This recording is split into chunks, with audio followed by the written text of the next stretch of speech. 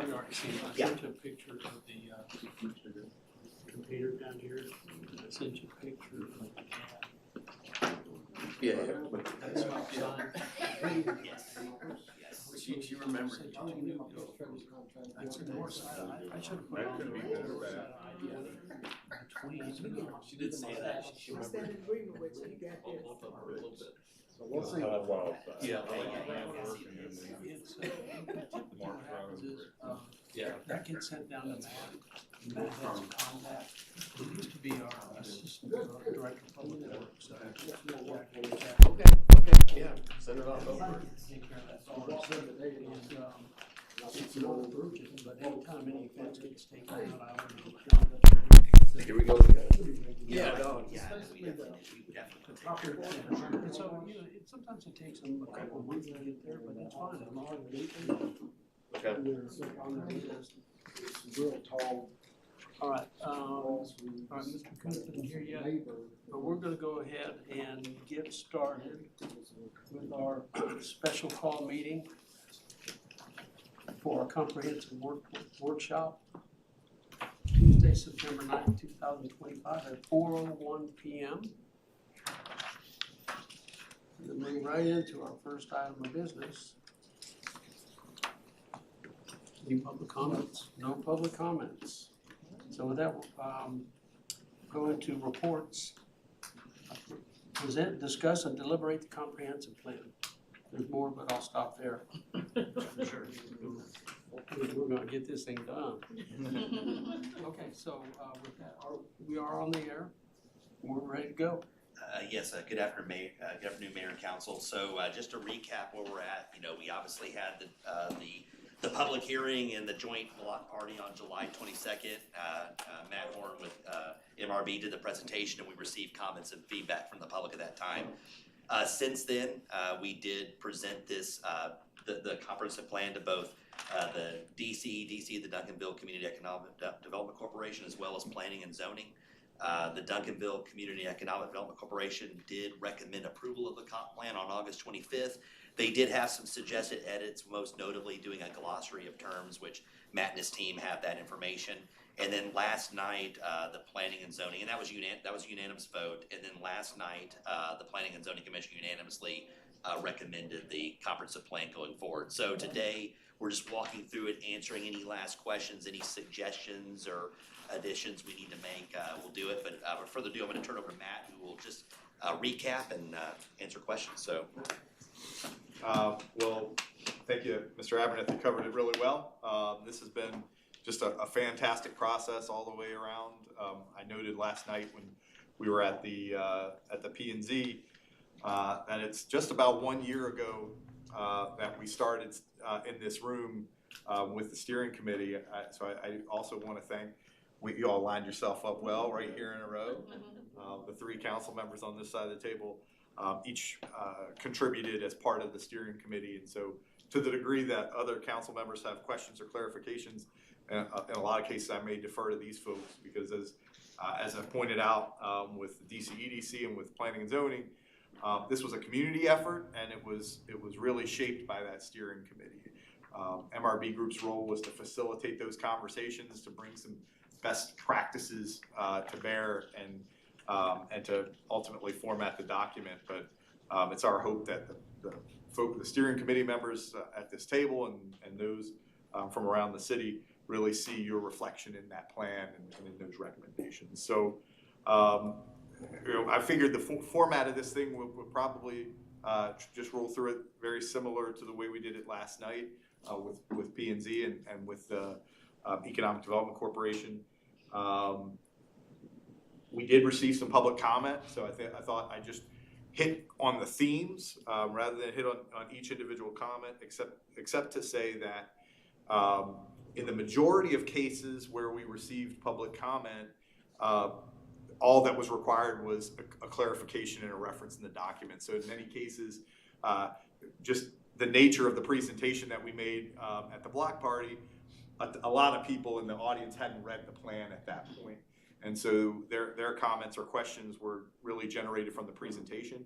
So in most of those cases, we were able to just go back through verify that the question they had was covered in the plan and that it was addressed, and then move forward from there.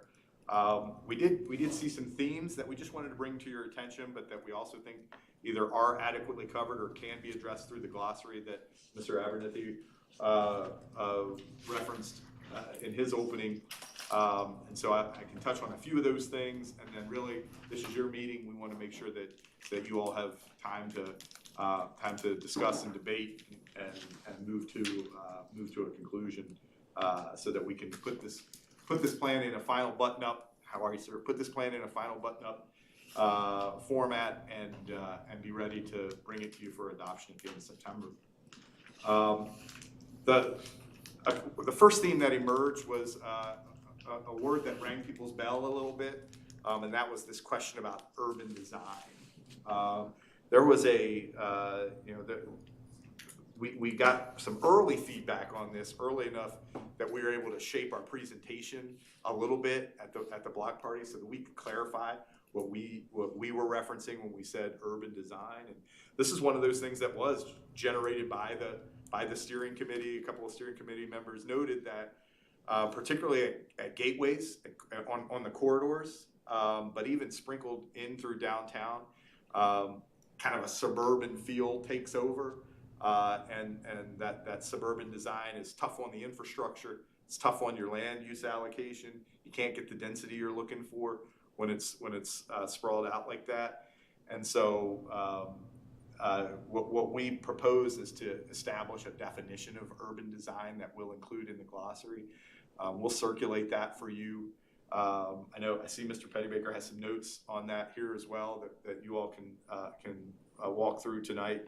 But what we really just want to reinforce is that good urban design is not something that you'll just find in downtown Dallas. And in fact, I'd say most of downtown Dallas has really poor urban design. And in fact, good urban design can be found in the smallest towns, and in cities the size of Duncanville, certainly. What we're talking about is something that's visually pleasing and functional, and that hugs up close to the road, that is accessible by pedestrians, that addresses things like public gathering spaces, outdoor dining and seating, just a whole range of amenities that can be addressed in that definition. So we're gonna put that definition together, and like I say, I know some folks have thoughts on that. Similarly, there was a question of sprawl. A couple of places in the plan, we used the word sprawl, and people had thoughts on that, and they said, well, Duncanville is kind of a small place. In a small place, how can you have sprawl? The definition of sprawl from our perspective is just any inefficiency in land use, right? So we know, and you all are working on a couple of these projects now here in Duncanville, we know that these big old plazas with these big fat asphalt deserts all the way out to the road with what we call Christmas Eve parking all year round, where we got 300 parking spaces and only about a third of it gets used on any given day. We know that land can be used better than that, from an aesthetic perspective and from a functionality perspective and from a revenue perspective. And so when we talk about sprawl, we're really talking about just a much more efficient use of the land that you have. Because as we've talked about, the two words, and you all have heard me say this more than you need to, but the two words that come up a lot in this conversation are landlocked, right? And I gave people a hard time when they used the word landlocked. I said every city's landlocked. That's the nature of cities. But in this case, we'll accept that. We're landlocked. We can't annex. We can't get bigger. We can't get bigger around. So we got to make better use of what we have inside of our boundary. And built out was the other term. Built out, I do not accept it. Right? Built out just means we've used up all the land we got. It doesn't mean we've used it up very efficiently. In a lot of cases, we have. So we're going to create a definition of sprawl for you as well that will center on that thought process, an inefficient use of land resources. That's the definition of sprawl. Yes, sir. You got a question, Richard? Yeah, I just want, this came from MRB. No, that came from Mr. Pennybaker. This came from- He's our adjacent planner. Okay. Yeah, I apologize, because he also had the public comments kind of in a theme, so Yeah. anyway, my mistake. So those two items are gonna be addressed in a glossary, but also addressed in a proposed zoning update. The glossary is gonna define what urban design is and what sprawl is.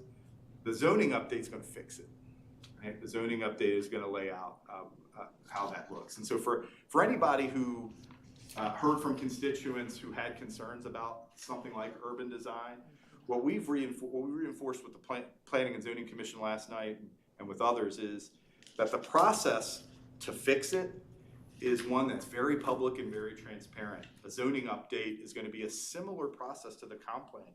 It's a very long process. If you do a complete zoning update, it could take 10 to 12 months. There are public meetings. There's a bite at the apple for Planning and Zoning Commission. And ultimately, City Council decides on what the zoning regulation looks like. And so what we want you to be sure of is that there will be plenty of folks in the process who can give you good advice on how to fix it, but also that you'll have the final say over what good urban design looks like. The other questions are certainly around density. People had questions around density and particularly around the concepts of mixed use, right? The plan uses a phrase, mixed use neighborhoods.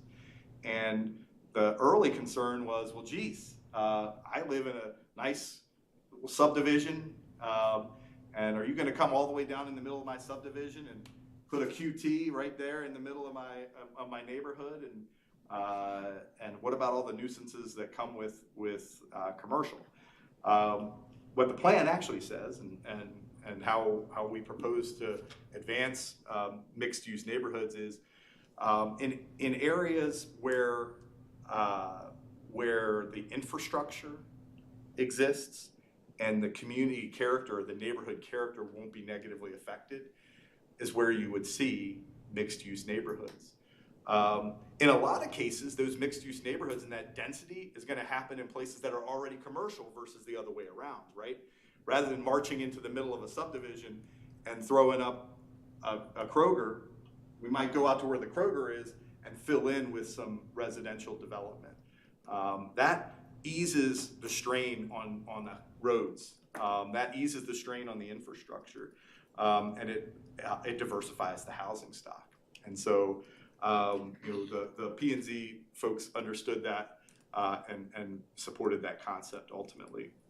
And then the last theme I think that we saw that was something that just came up a couple of different times was this idea of regulation. We used words like design standards and subdivision regulations, and people appropriately, what we've said throughout this process is that Duncanville is in the weak part of a strong market, right? What that tells me is that there's potential for us to really throw up a sail and catch the wind and really get going, right? But right now it's in the weak part of a strong market. And a way to ensure that you stay weak is to overregulate, right? When you're in a weak market, what you want to make sure of is that your regulations are clear, that they're productive, they're getting you what you want to see, that your administrative processes are clean and simple and straightforward. These are all things you can control. What people may not know, or what people didn't know when they offered us these comments, is that the city today has design standards right in your zoning code. You have subdivision regulations right in your zoning code. And all we would propose to do is to tighten those up to reflect the goals of the comprehensive plan, to add to some housing diversity and to increase density where it makes sense. Again, those processes are public and transparent and slow in a good way. Deliberate is what we call it, right? We don't rush through a zoning update. And staff actually has some great ideas about maybe how to chunk up the zoning update and take a piece at a time and roll out the most important pieces early so that you can really get your momentum moving. And all of that, again, is you've got the keys. Your constituents are best represented by the folks around this table.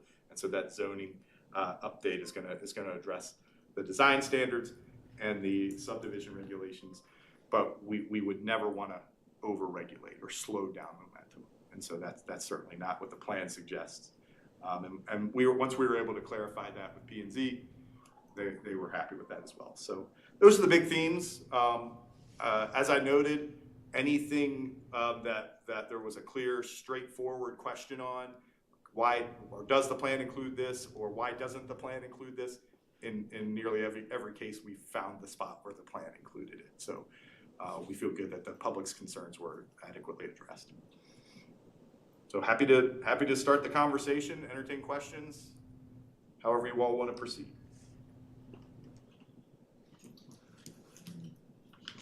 Just throwing at you that you would expect from me, and there's a brief mention under corridors of the importance of Highway 67, which you and I toured. And I still believe strongly that if this is a 2040 plan, that certainly we need to at some point address specifically a strategy for Highway 67. That may be, you talk about land acquisition a number of times. That may be a place to start talking about land acquisition and starting to build that up kind of equal to what Cedar Hill has down there, and get rid of the not so attractive buildings and maybe not so doing so well in terms of what the businesses are there. I'm not trying to run anybody out. Don't get me wrong on the air. I'm not trying to run anybody out. I'm just saying there's opportunities, I think, that somewhere longer term than some of the issues like Main Street. But we can't ignore that because that's, so if you have a plan, seeing what you saw when you and I went out and traveled, that fits within this document, because you do mention it, but it's just not, there's not much emphasis on it. And that's just me. So what are your thoughts on that? So if you got the document in front of you, on page 77, the priority policy area that deals with transportation calls for enhanced gateways and transportation corridors, specifically focusing on Route 67 at South Main Street, West Wheatland, North Main Street. So those were the corridors that jumped right out at us as needing some attention.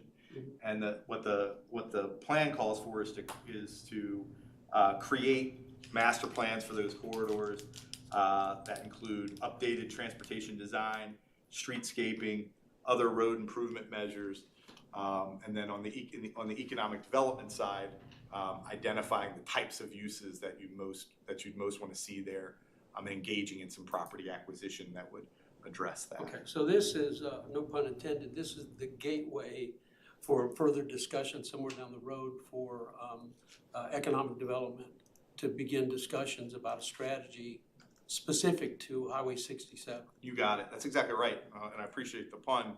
It's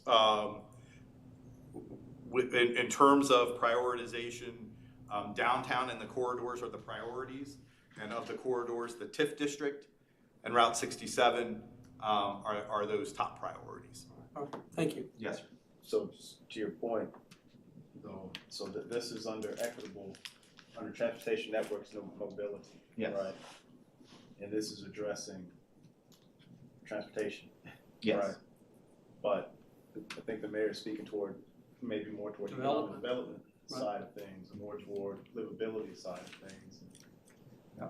Is that addressed specifically under economic development? We can be more specific on that. So in the economic development on a section on page 62, we spoke about this TIF district strategic plan to bring targeted focus to redevelopment efforts in the TIF district. We can certainly add Route 67 to that recommendation.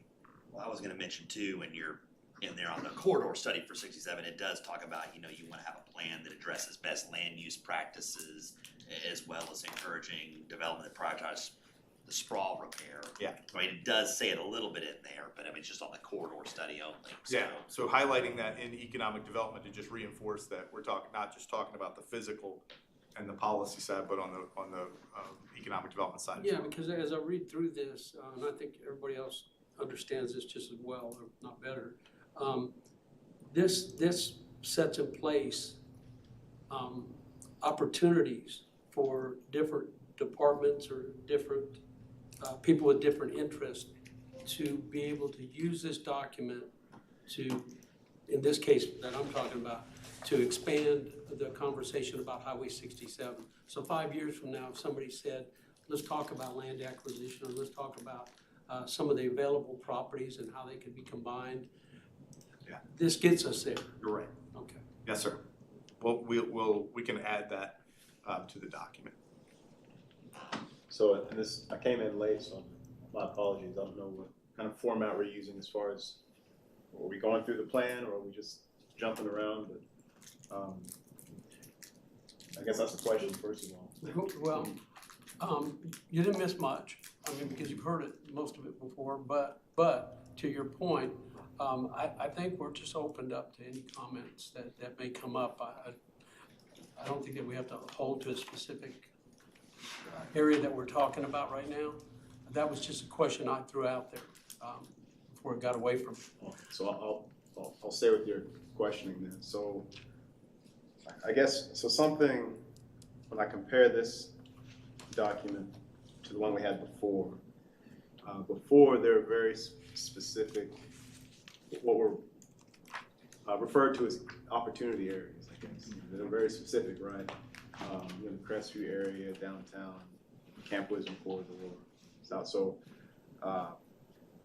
this seems to have kind of stepped further back, because now we're looking at, right. I'm not saying that's a good thing, but it seems to have stepped quite a bit back. So, okay, now we're looking at gateway corridors, right? When, for example, future economic development staff are looking at this document, does it allow them and allow us to establish policies to prioritize certain areas, right? So when I think about 67 corridor, I mean, that's from Dallas all the way to Cedar Hill. But then I think about specifically 67 and Copper Hill, that area. Specifically 67 and Main Street, where the field house is, right? And so one concern I have is that we've stepped a little bit further back into a little bit more vague area. And some of these specific areas are not prioritized in the plan. So I don't know that I agree with that. So we asked the steering committee to think about, let's start with, if we could only do one thing. If we could only focus on one area, where would we focus? What would be the primary look? Thankfully, you don't have to do that, right? You've got the resources and you're a complex enough and sophisticated enough community to focus on more than one area. But when we put that to the steering committee, downtown emerged immediately. That's the centerpiece. That's where we want, that represents an opportunity for an economic engine to get us where we're going. So then, all right, you don't have to just focus on one. Where would you go next? And that conversation focused on the Route 67 corridor and the TIF district. Those were the two areas that jumped right out as two other focus areas. Now I can tell you, what we tell folks is these plans are typically 10 to 15 year plans, but the actionable areas of the plan have to be a 5-year look, right? So the best you can hope to forecast specific actions is around 5 years. Updating your downtown master plan, which the plan calls for. Creating a TIF district master plan, which the plans call for. And creating a Route 67 corridor study. If you just did those three things, kicking off implementation in the next 5 years is where your focus area is going to be. If we have to be more explicit about that, we can. But those showed up in our conversations as the big priorities. We used the idea of enhanced key city gateways and transportation corridors. We left that a little bit vague, although we did identify intersection of South Main and Route 67, which you're just referencing with respect to the area around the field house. West Wheatland and Clark, North Main and I-20. These are your front doors, right? These are the places where people are coming in and seeing Duncanville for the first time. And so to the degree that you're going to pay attention to some physical improvements, those were the areas that we suggested. So anyway, that's that. In terms of just saying focus on gateways, I'd say that would be maybe too vague. We tried to isolate what we saw as the front doors. Well, I'll back up to what I said initially. I just want to make sure that in the document, the opportunity is there so that if and when management and staff decide to focus on a strategy for some of these other areas, that they're free to do so, and this plan doesn't disallow them from doing that. Yeah. And doing it in sync with the document. Okay, staying in sync with it. I just want to make sure that there's enough there so they have that freedom to do that. Yeah. So if you remember, we did a bunch of months ago, maybe 6 or 8 months ago, we did those. We call them confirmation of direction sessions, and that was to have the council bless the vision statement, the governing principles, the planning principles, and the priority policy areas. And the reason for focusing on those 3 elements is if you just had those, you'd have a much more focused team than most of your counterparts. Most cities don't even have priority policy areas that they can go focus on. And so in the first section of the plan, we talk about how to use the plan. And what it references is if somebody walks in here tomorrow with a brand new idea that's not in the plan, we can't just say no to every new idea that comes along, right? This was a point in time document in economic conditions that we know about today that addressed things that are sitting right in front of us today. A vision shouldn't move around over time, right? In 10 years, you should look at this vision statement and say, yeah, we're a lot closer than we were 10 years ago, but we haven't fully realized our vision. Planning principles probably oughtn't move around that much inside of 10 years. And these priority policy areas are areas of focus that are the ones that are most likely to move around, but not within the first 5 years. So when somebody comes in with a new idea that's not specifically listed in the plan, what you're going to ask yourself is, how does this move us toward our vision faster than something that's already listed in the plan, right? Does this move us toward our vision? Does this align with our planning principles? And does this fall into one of those priority policy areas? If you can't answer all of those questions, yes, you're probably chasing the wrong car. And so I think, Mayor, to your point, the intent there is to give you a little bit of freedom. I know you all are very action-oriented folks, and I am too. I'm an implementation nut. Like, I want to see these things move forward.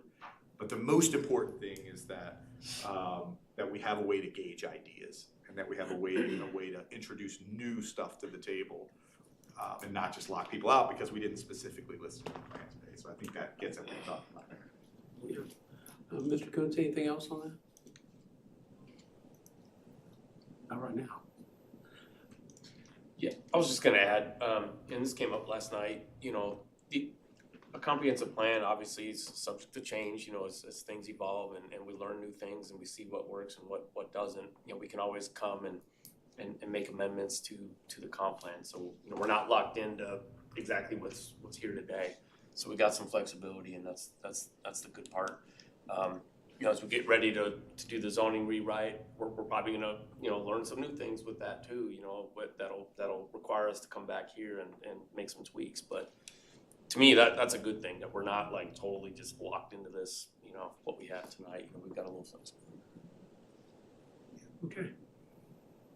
Mayor, I spoke through here, 67 itself is mentioned dozens of times, well, a dozen times or more in here. It's just, it's in here a lot. Well, yes and no. Yes, it is in there a lot, but so is Cedar Ridge, and so is Main Street, and so is everything else. What I'm looking at is a specific strategy somewhere down the road.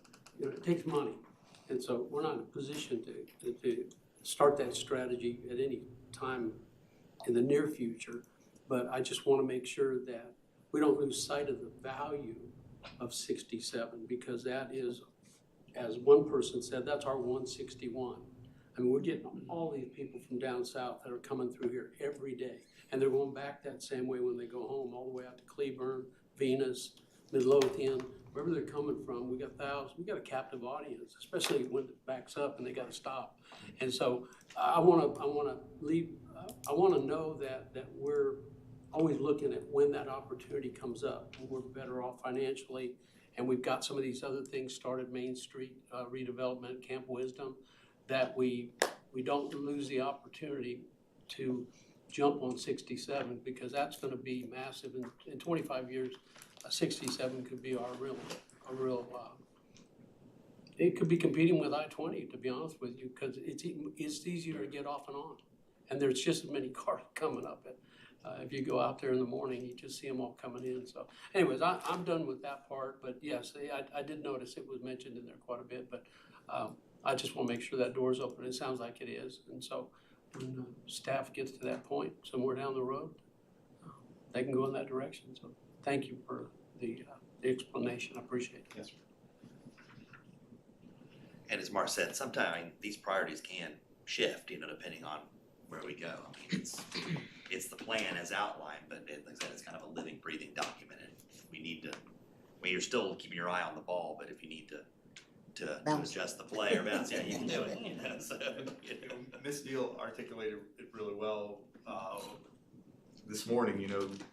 Each department has a work plan. That work plan is going to evolve over time, and if management and council leadership can kind of, you don't need to, because you got a good team, but keep your team accountable to the priorities of the plan. Make sure that the work plans align tightly to the comprehensive plan principles, so that if a staff person wants to come in and request a budget enhancement for a given project or a given initiative, you can ask. You shouldn't have to ask. In the request, it should say, this advances these elements of the comp plan, and this addresses the vision of the comp plan in this way. And so when you're taking a look at those staff work plans, you won't have to ask because your staff is good, but if you can't figure it out perfectly, ask them to clarify, how does this align with our comprehensive plan?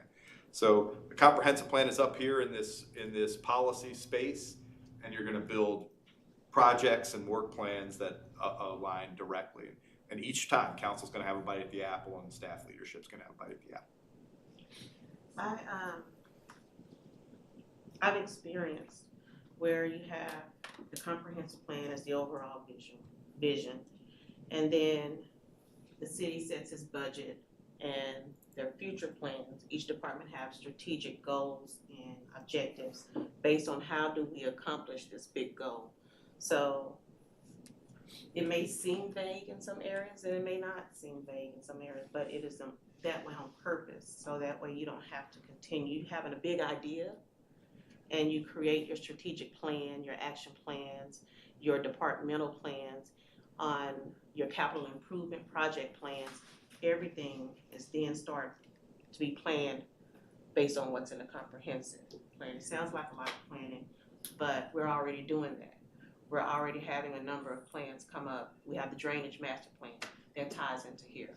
We have revitalization and all those other things that all ties back into the comprehensive plan. So it won't be very detail specific. It's not designed to be detail specific. It can't be detail specific, because if it is, then you have to keep coming back, changing it, and then going to go hire somebody else to do another one.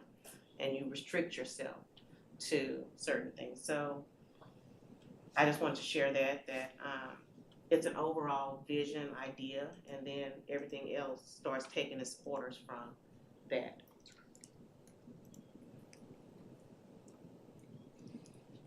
Other questions? So, we just going, There you go. it's a workshop, right? That's what we're here for. Okay. That's what we're here Put the work part into it now, I guess. Mhm. Okay. And by the way, with being specific, the more vague it is, the more it's open to interpretation. So one person looks at it and sees one thing and says, we should go this way. Another person says, no, I see this. We should go this way. We get stuck in the middle. So on page 8, it has the vision statement.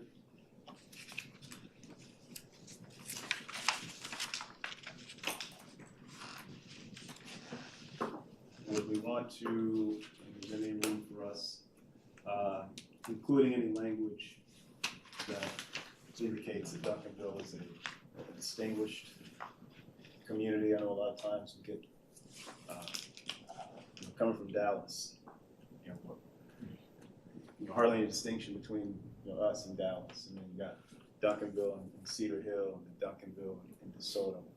And so it's just a recommendation somewhere in the language, the vision statement, that would be a place of distinction. So that's just a recommendation in language.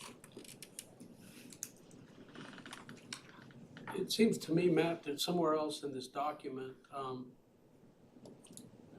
there's a statement that kind of addresses that draws a distinction.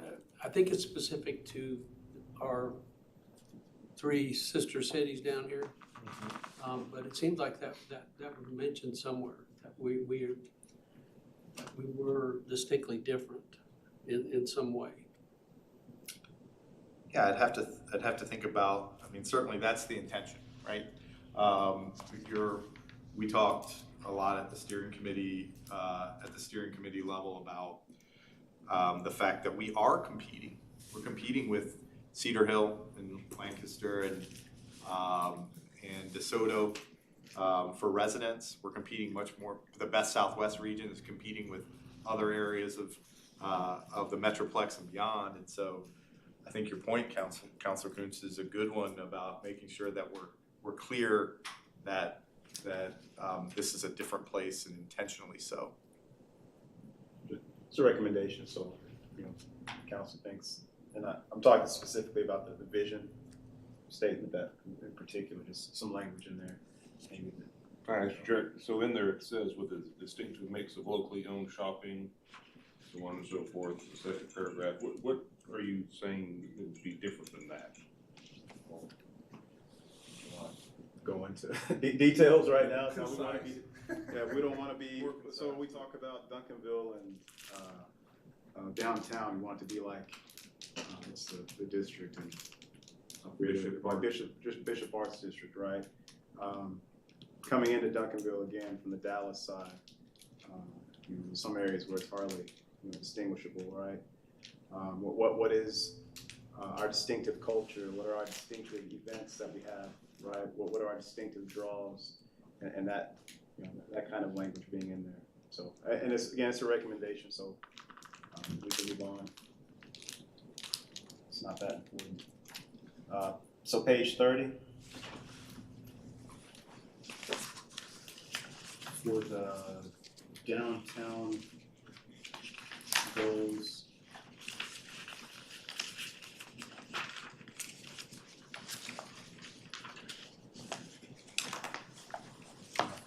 So in the vision statements and back earlier, it included the word cultural.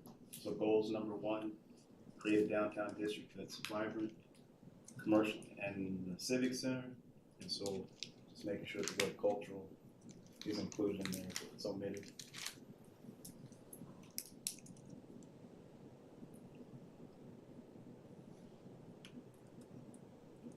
Do you have an example of how that, you'd like to see that added in? Well, it's in our, back in the vision statement on the first page, it is there. I'm just pointing out it's omitted. So it would just on say that page. commercial, cultural, and civic center for the community. Right, Yes, sir. which is how you have it on. Yes, sir. We can so update that. It's just an omission, that's all. Good catch. And then on 36 through 39, it talks about zoning. So in the overview, the description of the special zoning districts, it's on the map, but it's not in the overview that the preserve district that we established. So that's a special zoning district. So that was left out of the overview. I think. It's Kyle, let's find it.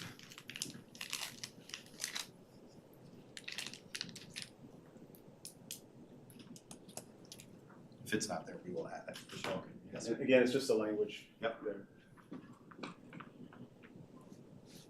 And then, so Mayor, on the next one, again, this is another recommendation. I would like for us to have some conversation about this. Sure. So for the page 43, talking about the future land use map. And so right now it has, you got downtown, which is right in the middle, right, the orange. And then north of that, you've got Main Street. And then south of that, you've got Main Street. And so I'm recommending we have North Main Street, its own kind of special land use district area, and then South Main Street. Because both of those areas, Main Street's a long corridor, right? How it's going to develop, the character of it's not going to be uniform all the way from 67 to 20, right? So having, so distinguishing between what's north on Main Street, north of downtown, and south of Main Street. Because South Main Street is already kind of organically developing its own character, right? Because of Shella, Texas Fades. So the question that, And then also South Main Street has a ton of density all right up there. There's several condos, right? There's a huge apartment complex in there. And so, again, the idea is that we Now, there's actually large yeah, apartment. multiple, but very high density right there in that area. It could be, that could be a community within a community on South Main Street. And so Well, again, help me out, because there's two different colors of red here. And South Main Street is a lighter color, as is North Main Street up to about Camp Wisdom. And Right. then the other red signifies gateway corridors. right, so the light pink is Main Street, but it's divided by downtown, which is right in the middle of it, right? Yeah. so just, we did have this discussion at steering committee level. And what it boiled down to was, we posed the question to the steering committee. They're clearly, and you can see them today on the ground, as you point out, they're developing out their own style and their own character. But the steering committee struggled to identify how land use would be different between the two. So what the future land use tries to do is to identify land uses that would be unique to a particular area. And so what we recognized was the Main Street corridor is going to be distinctively different on both north and south. Going to be distinctively different from downtown and distinctively different from the gateways. You're saying they wouldn't be different from each other? They will be, they can be in design, they can be in flavor, like visual appeal and order. But what we struggled to do as a steering committee was to identify how they would be different in terms of land use. And so what the land use discussion says is encourage a diversity of commercial, retail, office, civic, and residential uses. Connectivity to adjacent communities, and in this case we're talking about the adjacent neighborhoods. Medium to higher density residential offerings. Vibrant businesses, community anchor institutions, prioritize infill and adaptive reuse, and ensure multimodal connectivity throughout the district. And the steering committee looked at that and said, well, if we're just talking about land use, which we are, because it's the future land use plan, if we're just talking about land use, then yes, that land use characterization describes both North and South Main Street. How it looks, how it feels, how patrons interact with it, those are driven by design standards and not by zoning, typically. So if you can think of land uses that are likely to evolve, or that not likely, so this is about intentionality, right? If we can think about land uses that we would prefer to evolve in North Main Street versus South Main Street, then we should make that distinction. Otherwise, we're just talking about what types of businesses would be there. Commercial versus industrial versus single-family residential, et cetera. Because again, so on South Main, so there's already a ton of multifamily there already, right? So that wouldn't dictate different adjacent land uses than North Main Street, where it's single family primarily on both sides. If you wanted North Main Street to continue to be developed in that single family feel, then yes, the answer is yes. You would create a North Main district that's driven by single family development and a South Main district that's driven by multifamily development. Just as a note on that North Main Street, it looks like they include, it may be something called, as a matter of fact, I know it's called something different now. I still call it the Merrill Square Apartments. You notice that about midway, just a little under midway up Main Street. I think that's Hastings that runs up, Merrill that runs up through. So there is an apartment complex included in there, but it is just the one. And you're talking on South Main Street, the difference is you got 2 large apartment complexes plus 3 sets. You got Brookstone, Greystone, and Austin. what's the last one? Austin. Austin Stone. So you got the series of, I think those are considered to be townhomes.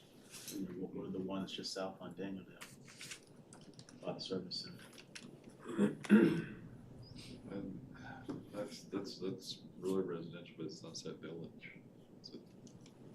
And I would just say if we're back to, the one of the chief underlying land use discussions in the planning process was, we need the ability to create more housing opportunity. Where is the best place to do that? And the Main Street corridor was identified as one of the better places to do that. So when we talk about gentle densification, what the neighbors wanted to hear, what the people in the single family neighborhoods wanted to hear, is that you're not putting apartments or in the existing single family neighborhoods, right? I'm blanking on the name of the estate district. Is that what it is? What's the district with the big 1 acre lots? Yeah, the zoning district. Yeah, I think it's called estate, single family estate. Large estate? Yes. Those folks were saying, you're not going to come all the way out here and do apartments or commercial, are you? And the answer is no, right? The deeper into that traditional neighborhood residential you get, the more it feels like a single family neighborhood.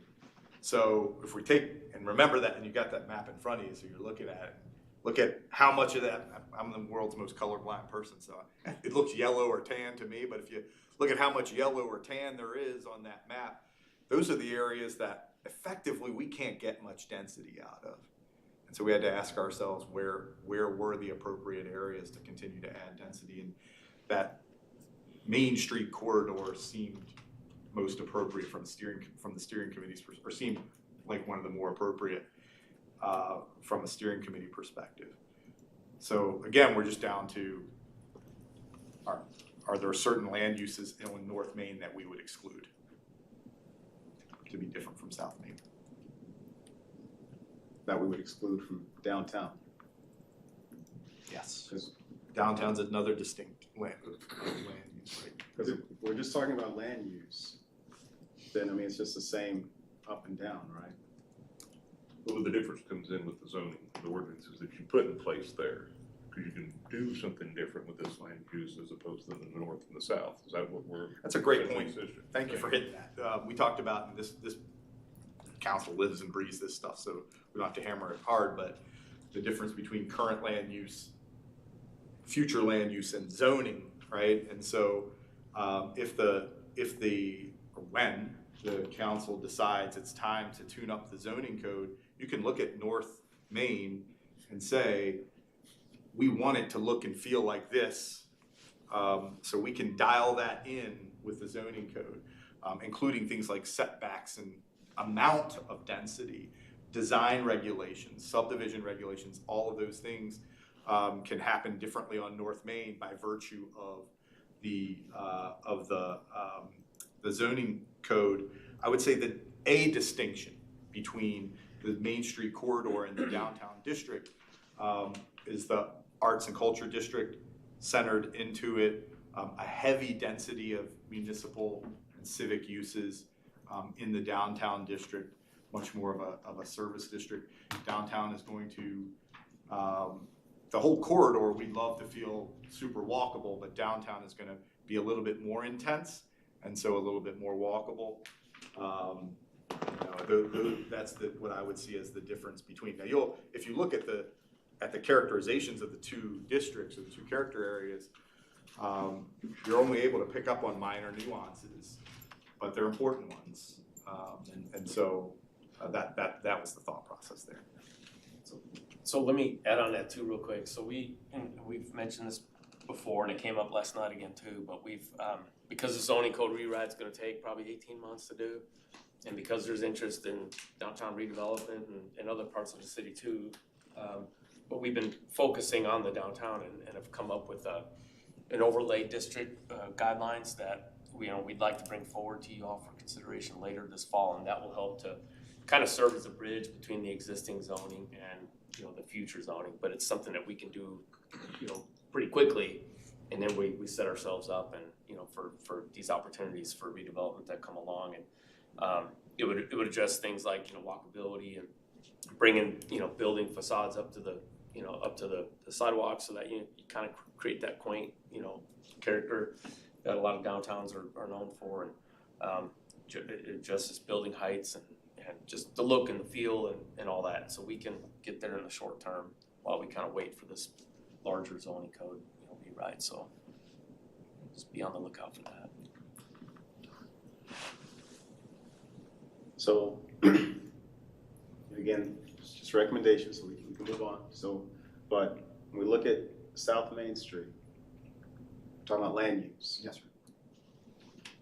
And you're going up and down South Main Street between Wheatland and 67. And right now, I would say at least 50% of those properties are vacant, for lease, unoccupied, not utilized. There are multiple vacant lots. There are some houses there just north of Daniel Dale that have their own distinct character. You've got the field house, which hopefully we can do something with the land use that capitalizes on the field house. You've got a nature preserve now to the west. So again, I guess as far as land use, would we be making the same land use decisions down there in that area with those assets? Or we're creating the same vision that we would have on North Main Street right now, where it's just all the automotive stuff basically. North Main is a different district. So you got mainly District 5. South Main is mainly District 2. Now, you're talking North Main being north of Camp Wisdom, north of I-20? Just north of downtown, but Okay. yeah. All right, so we're back to that area really. I think your focus is more on the area when you talk about North Main Street, that's in that lighter, light pink or whatever that is. So where the auto shops are all the way up to the QT? Right. Is that right? Okay. So I would encourage you, I think it's an important distinction.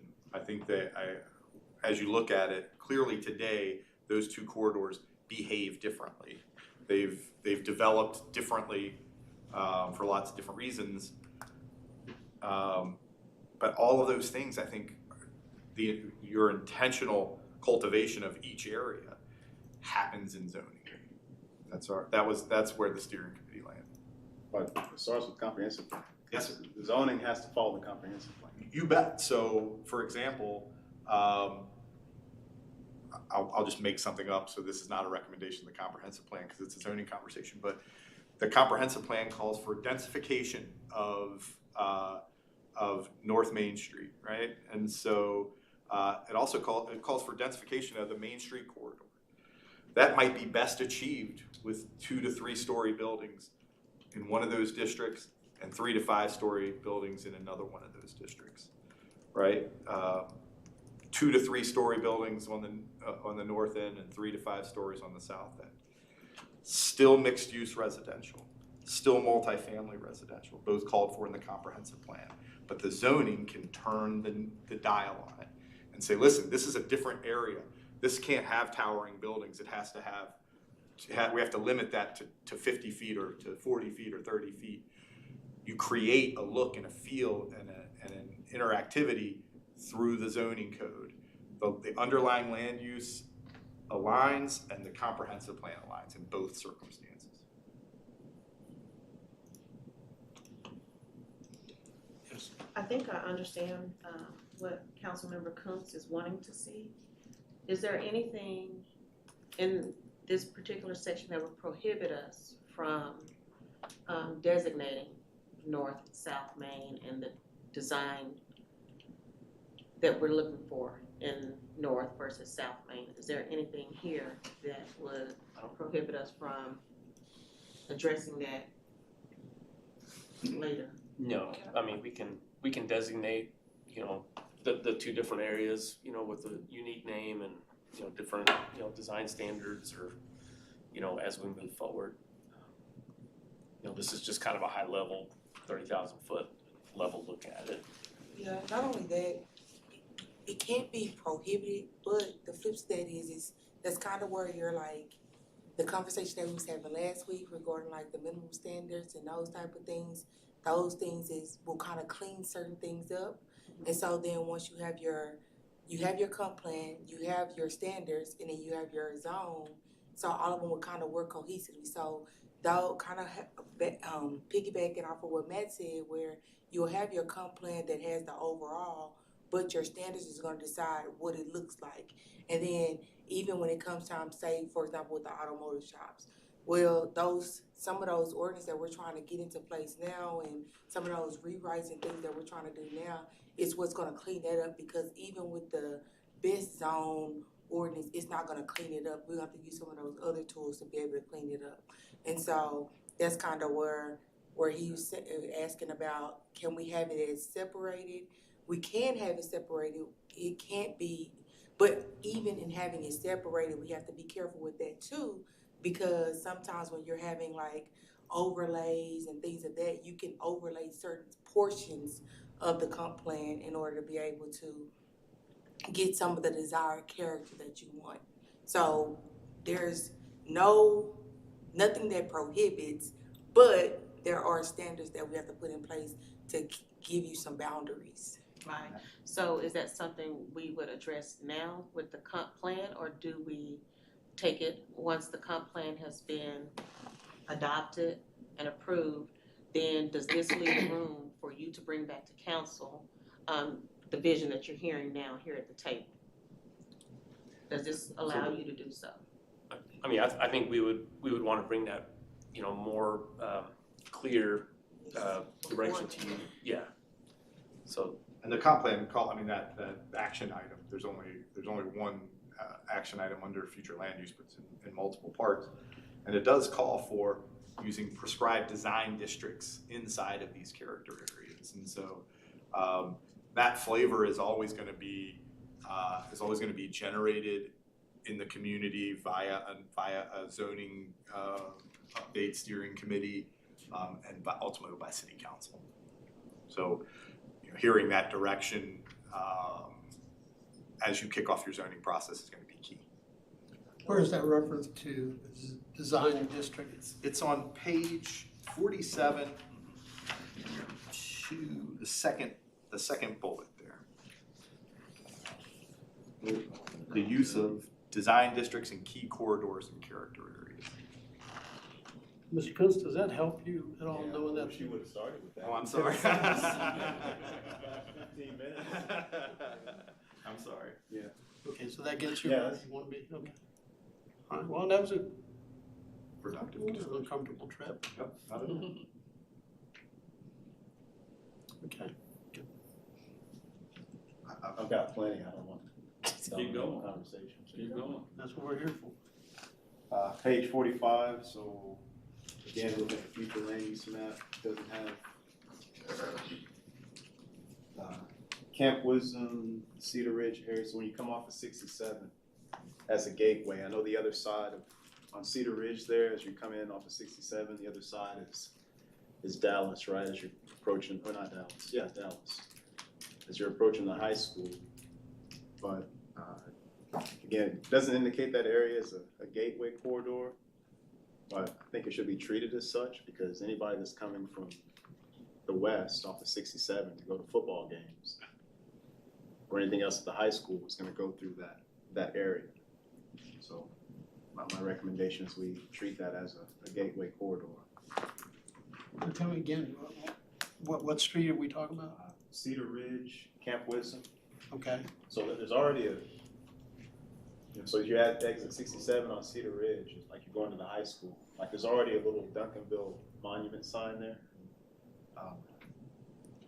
But now that's. you're talking about, you said 67, are you talking about Or I-20? Means 20. Yeah, I mean, Okay. yeah, keep it. You Let me keep saying that. I'm following you. I wasn't, cause I was like Yeah. 67, I translated already, like I got it. That's Don's corner. I thought you were taking a long way to get to the high school. 20 in Cedar Ridge. Well, we do want people to come through our corridors. Yeah. So just on the map, it's not, again, indicated to be a gateway corridor, so recommend it should be. On the map. So. But I tend to agree with Mr. Coons, is that there are certain areas when you get to Cockrell Hill, Camp Wisdom, and that stuff, here's Duncanville. Same kind of thing applies to high school. Across the street is Dallas. When people get upset at things that happen on the Dallas side in Duncanville, they don't even realize that it's not our city. You know, and I think it's a good observation about that being a, for obvious reasons, to be a main gateway into the city. But traffic studies have shown in the past that that is also a corridor as part of a cut through that probably is never gonna go away. And some restaurants that have moved in down there, fast food restaurants, came there because they recognized there is a large amount of people trying to avoid 67 during the peak hours that are coming through, and they're going all the way down to the cemetery around Joe Wilson and going to Cedar Hill and beyond. And the restaurant owners have gone and got traffic studies to prove that out, to see, well, we can catch people at what's the Wings place, Wingstop? That one thing they said, we'll catch them before they get to Cedar Hill. So they're gonna get dinner in Duncanville and take it to Cedar Hill, so that is a gateway, it's a huge gateway, and there's a tremendous amount of traffic, cut through traffic. But there also is, and I think we've talked about this before, Clark Road's a cut through, Main Street's a cut through, restaurant owners, aromas, and I think even the bistro has said, people, how'd you find out about us? Well, we cut through here when we went to Midlothian to get off of 67. So going back to Mr. Coon's point, yeah, there's no doubt that that's a major gateway. That's Cedar Ridge from I-20 on south. That is a gateway. And so sometimes I have a bad habit of asking questions that are statements, so I'll just be clear, this isn't a statement, it's a real question. The future land use map shows, or not the future land use map, the current land use map, shows lots of residential in there, lots of single family residential in there. Would the current character and your intended character for that area okay with the more intensified use through there? Because again, we're not talking about gateway from a statement standpoint, like you are entering Duncanville, welcome. We're talking about gateway corridor as it's described in that land use Well, there's 3 undeveloped lots. 2 of them up off of Round Top, just south of I-20, and then you have the one that right catty corner from the high school. And those are all, I think they're neighborhood office. Actually, there's 4, because right about the 800 block, I think it's 880 is the address, because I report that a lot for High Grass. That is zoned neighborhood office right there. So you actually have 4 commercial lots coming down through there. So those could develop one day. I know that doesn't necessarily make it a gateway similar to, because on the west side, it's the city of Dallas. So we've got nothing over there. And forget about right now. Think about what you want it to be in the future. And again, you can just the exact example we just used. You can create your own design district in that area to make sure that it does soften up when it gets too close to residential.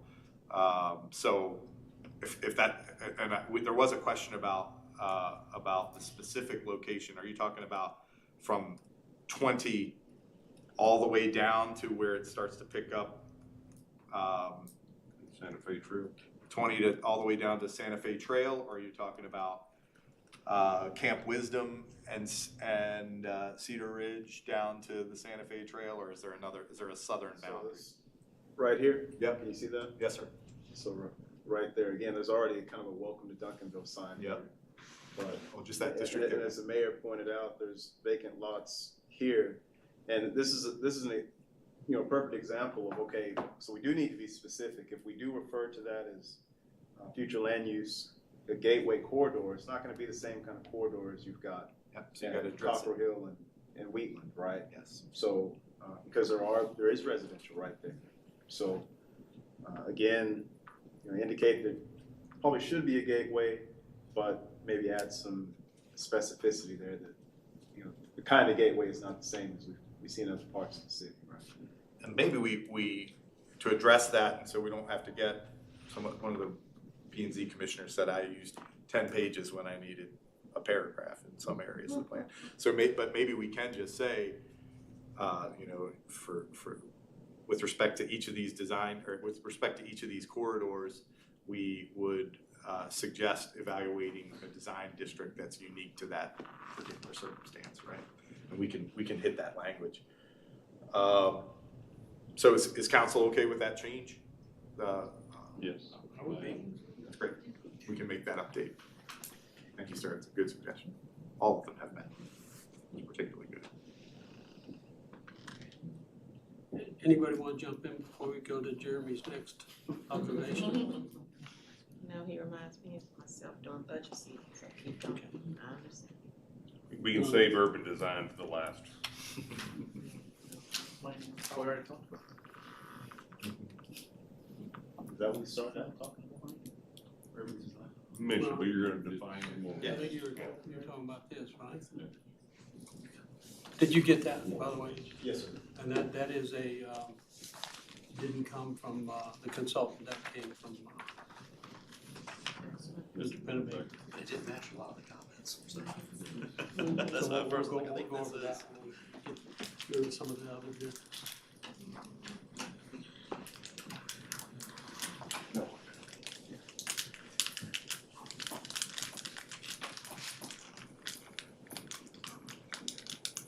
Page 46. So the statement there on page 46, under the industrial section, is that kind of midway through the paragraph, that the city's industrial land is concentrated along major transportation routes with easy on and off ramp access. One of the industrial areas is the Big Stone Gap, that area, right? So that doesn't seem to line up with what this says. So what's the explanation there? Just an overstatement. It is what it is. I mean, y'all didn't make it that way. So I guess, We can just clean that up. well, no, the language, what's here is fine, I guess. Again, just thinking about future land use, that industrial area. So a couple of years ago, we approved I think it was an SUP for automotive sales on Big Stone Gap. And I remember looking at aerials of that property before. There was 1 or 2 cars. And you know what it looks like now, right? It's starting to look like Redbird. And in the back, there's a ton of cars that weren't there before. And so I don't know, and I've got no recommendations here, but when we're looking at that area, do we continue to see it as an industrial area? Or do we possibly consider some way, I don't know, whether or not this plan to transition it to something else? Because Well, the only thing you could do would be, and I don't know if any of these terms have changed since I use them, it'd be commercial or light commercial is the next thing below industrial. And I don't, to me, most of the industrial, the true industrial is gonna be Pioneer Foods and what I still refer to as quality cabinets. Those are true industrial to me. There are some commercial type businesses surrounding those north of Big Stone Gap.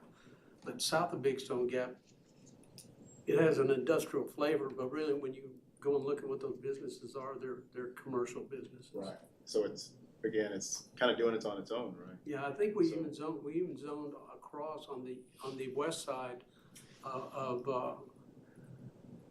the west side of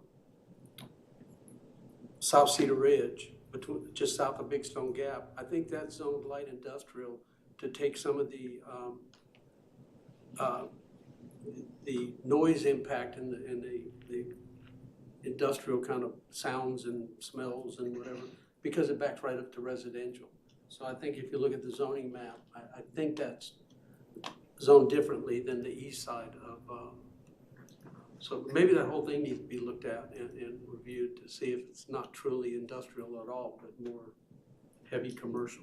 Yeah, land use, there's like 4 different types of land uses in that little section right there currently. Yeah, so what does it show, the one to the west of Cedar Ridge?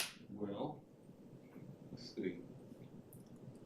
You got retail, you have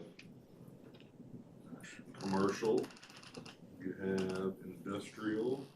I mean, there's office or public, semi-public, so there's just a lot right there. Matt, could you remind us of the conversation we were having when we were talking about this with the steering committee? Was talking about AI and all the different options of the direction that industrial and technology is headed in, technology spaces. I think that's what we're talking about. Yes, the steering committee, so there's an economic development discussion that interplays with this, right? And so originally the idea was take the existing industrial areas and just lock them in as industrial and don't think beyond that. We started talking about, is there enough industrial land to support economic development in a real way, to grow jobs in Duncanville? And there was a concern about traditional manufacturing and other kind of typical uses associated with industrial, like logistics, truck traffic, and things like that. And so we were just about to discount it when one of the steering committee members raised the issue of industrial of the future is more along the lines of precision manufacturing and advanced manufacturing, things that would be super clean and automated, and so at the end of the day, the committee was comfortable leaving industrial as the recommendation. Although I think to the point we've made previously about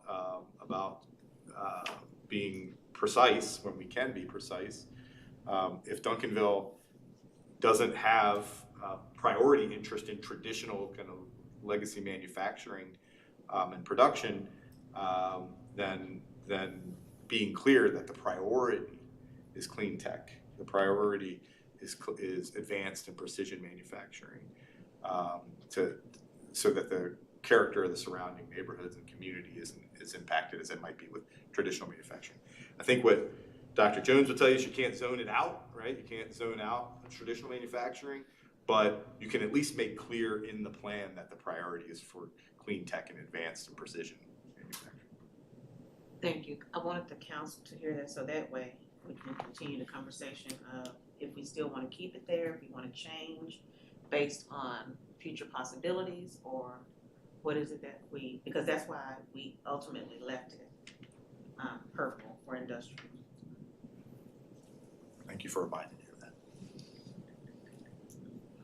Well, that area, when it started, it was considered the Greater Duncanville Industrial Park. That's the history of the origin of it, and it was for just to bring corridors, bring businesses in that direction. Yeah. And there are still a number of cabinet works. Some people have print businesses there that are doing really something. So there are some fabrication, manufacturing. I mean, it is, some industrial businesses that are still serving that purpose and doing well. But the evolution seems to have already started. And, I was doing some research on cities that have transitioned areas that, were traditional in manufacturing to, so a lot of those buildings have potential for like residential lofts. And, I want to get my Monty Anderson. Mine is. That's a good point, because that's what he was talking about, is like bringing some of the, versus bringing commercial into the neighborhood, it's the other way around, you're bringing residential into the commercial. Right, I mean, some of that area can be redeveloped, you can get some, there's a lot of potential for density there as well. Again, down the street from the preserve. And I mentioned Shella before, there's a couple of businesses I think are kind of catalysts for what could happen around there. But Bodega is right, there. Just imagine other businesses similar, to Bodega serving, a higher density area. So. If I can interrupt, to me, it looks like that's exactly what this new land use kind of turns most of that area into, is the high density, because that's Main Street zoning there. It's not a. And then that other little section over there, this could be a third. Third commercial district. Yeah, the Main Street district, or that could be a third Main Street district that we handle a little bit differently, because your actual industrials. Are you still looking at around Big Stone Gap area? The map on what you did. Oh, yeah, because you mentioned Main Street, so you. That's Well, a Main Street. that's That's a a Main Street zone district. Right. So it's the same as this, and this, but you can handle this differently than these two. You handle it all differently. When you go into So what's the zoning, purple? that's the industrial. See, That's industrial is what just I'm a talking smaller part. Yeah. But knowing that area, I can see what these other parts of this would be much easier and quicker to turn into the higher density. Are you suggesting getting rid of the industrial, or? Maybe. So as you said before, so we could, I guess, what do you say, like isolate it maybe? I think something along those lines, right? And just let it be what it is, and let it evolve as it's evolving right now to, we'll pray about what it evolves to. If we leave it purple. But again, we're deliberate about what we envision for that area. Even if it's a high level at this point, I don't think that would be left industrial. Did you look at the prior land use around there and what it looks like currently compared to this? So I'm talking about the purple, yeah. Right, well, I mean, I'm talking about everything else that's I'm around talking about it. the industrial. I know. But what we've done around that is kind of cleaned everything up around there with one singular land use compared to what it was. There was a hodgepodge of land uses in that other area around it. So it opens up. We did it? The plan does that. Yeah. So, the plan charges the team with so I think what Council Pennybaker's talking about is this is the current land use in that area, so it's Oh, like a yeah, checkerboard. yeah, I see what you mean, Yeah. yeah. Again, I saw that. So if we're okay with being purple, Mayor, we can move on. And so a couple of years from now, we'll see what it looks like. No, I finally caught up with everybody. On page 41 is the current zoning map, and then I see what Mr. Pennebaker was looking at for future land use map. All right, so we'll move on. Good discussion. Trying to give somebody else a chance, I mean, I assume, yeah. Just go, Karen. Just go. We lived it. Yeah. Yeah. That's what I'm reminded. Which, while he's getting his next question, I do wanna make my comment, Mayor, I do wanna commend, our fellow council members for all the work that they put in, as well as MRB, as well as the citizens and stuff, cause went to a lot of efforts to get this, it's been through everybody, now it's resting here, so. I don't know if I call this resting. Wrestling, maybe. So page 49.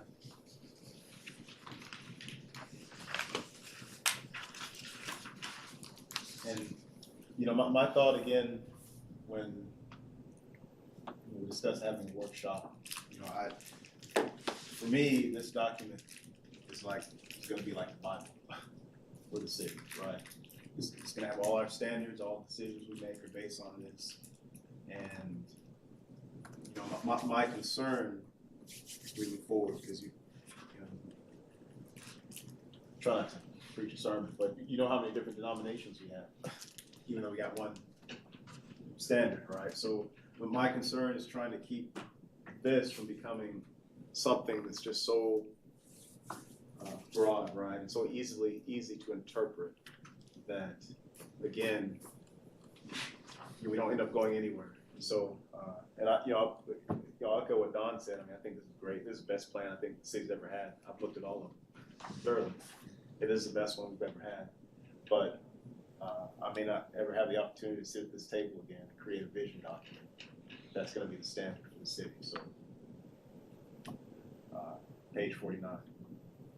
So, I didn't see it, and Kyle, again, you can correct me. I didn't see any mention of citywide trails and being deliberate about creating that connected trail system. That was something that was very specific in the previous plan. I feel like that's something the citizens still would like to see happen. And again, this kind of seems, it talks about trails for sure, but the citywide trails, the network of trails is not mentioned specifically. It's not here, but I saw it somewhere else. Yeah, I mean, it calls for the Bay of the Park Trails Recreation Master Plan on page 51. 51, yeah. It might be along the lines of, you know, the 67 corridor. There's elements that are in here that say we need to do that, and then. So again, this took a step back from being specific, right? As far as, okay, we want trails. Somehow we have a network of trails that are connected throughout the city to, okay, now we just want to make sure we have trails. So is the, on page 51, the second bullet, says the master plan should examine opportunities to expand the city's trail network and enhance connectivity between community resources. Is that not direct enough? Can we enhance that language to say the master plan should examine opportunities to create a citywide network of trails and enhance connectivity between? So I don't believe we have a network of trails right now. So rather than say expand the city's network, we should say to create a citywide network of trails. So, I would feel better about that, but that's me. But somewhere else I read, I don't have my pages marked like Jeremy, but I read there was a reference to do some lane shrinking in an effort to widen sidewalks. And then it goes into a discussion about to encourage people to walk and to, you know, for health reasons. I give you enough to, Matt, to remember where that's at. Yes, sir, I jump into it. My computer's nice and slow. I believe it's referenced in the equitable transportation section. Just get down there.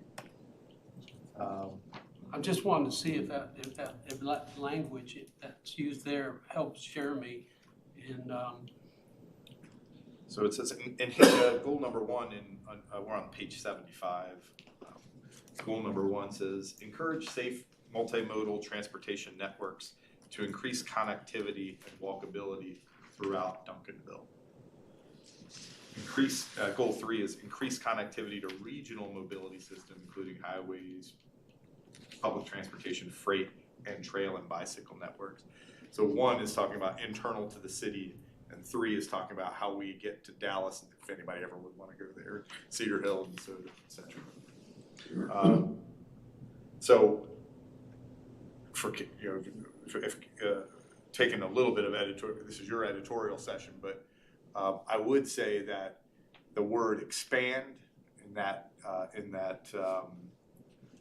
or in the original piece that Mr. Kuntz was referencing on page 51, or not 51.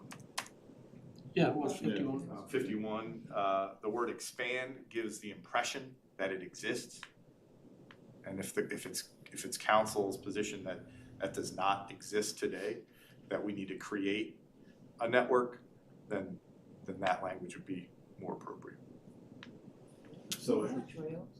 yeah, Yeah, we got 400 meters worth of trail on Duncanville. so there's your expand right there. And also on page 76, it references that we're gonna make that edit. It will also integrate its local transportation framework with critical regional mobility infrastructure. The city will establish robust linkages to major highways, freight routes, and expansive trails in Duncanville. So if we're gonna edit that other part, that would be probably what we want to do that too. Yeah, so to your point, the city has trail assets today. But 2 assets do not make a network. I'm just thinking like a citizen, right? Yes, sir. You know, and some of our citizens, we say, hey, we're gonna expand our trail network, and they'll say, what trail network? Would council be okay with that change? Yeah. Page 51. Mr. Coates, does that kind of Yes, sir. fill the need there? Create and or expand. 400 feet does not a network make. So, Mayor, sorry, what comment I make, because, you know, I think this group has done a pretty well job because, like, we've adopted complete streets, you know, that fits right into the same thing too. So sometimes we have stuff that we kind of, Yeah, and you've done, I mean, you're off and running with your Parks and Trails plan, that's critical. So you're already half a step forward on this plan. What page? 50. I just Oh, want we're gonna everybody. look at your Yeah, picture. that's why I want to see the picture of me. Let's take a moment, let's My take a messy moment. skills, yeah. Y'all need to put a number 10 on my back of my shirt. just like make sure you say your messy skills that everybody knows Oh, what yeah. that you're talking about, right? Line on messy. Actually, this is something I wanted to highlight. It's actually really good. And I'm really glad to see here, and I want to make sure everybody pays attention. It says the last paragraph there, above me, schooling that kid. It says the city must not duplicate, or finally, there are numerous other organizations working within this realm already. The city must not duplicate this work inefficiently and must collaborate with others already doing great work to benefit the community and improve lives. And you know, my experience in a lot of different areas has been that the city has almost had a policy of discouraging some of these groups, and some of the collaborations haven't worked, for whatever reason, that just hadn't worked out. Here's someone offering a service or someone offering, they're fundraising, whatever they're doing, and they don't feel like the city's being a good partner. And I think that's huge, so I'm definitely glad that's in there.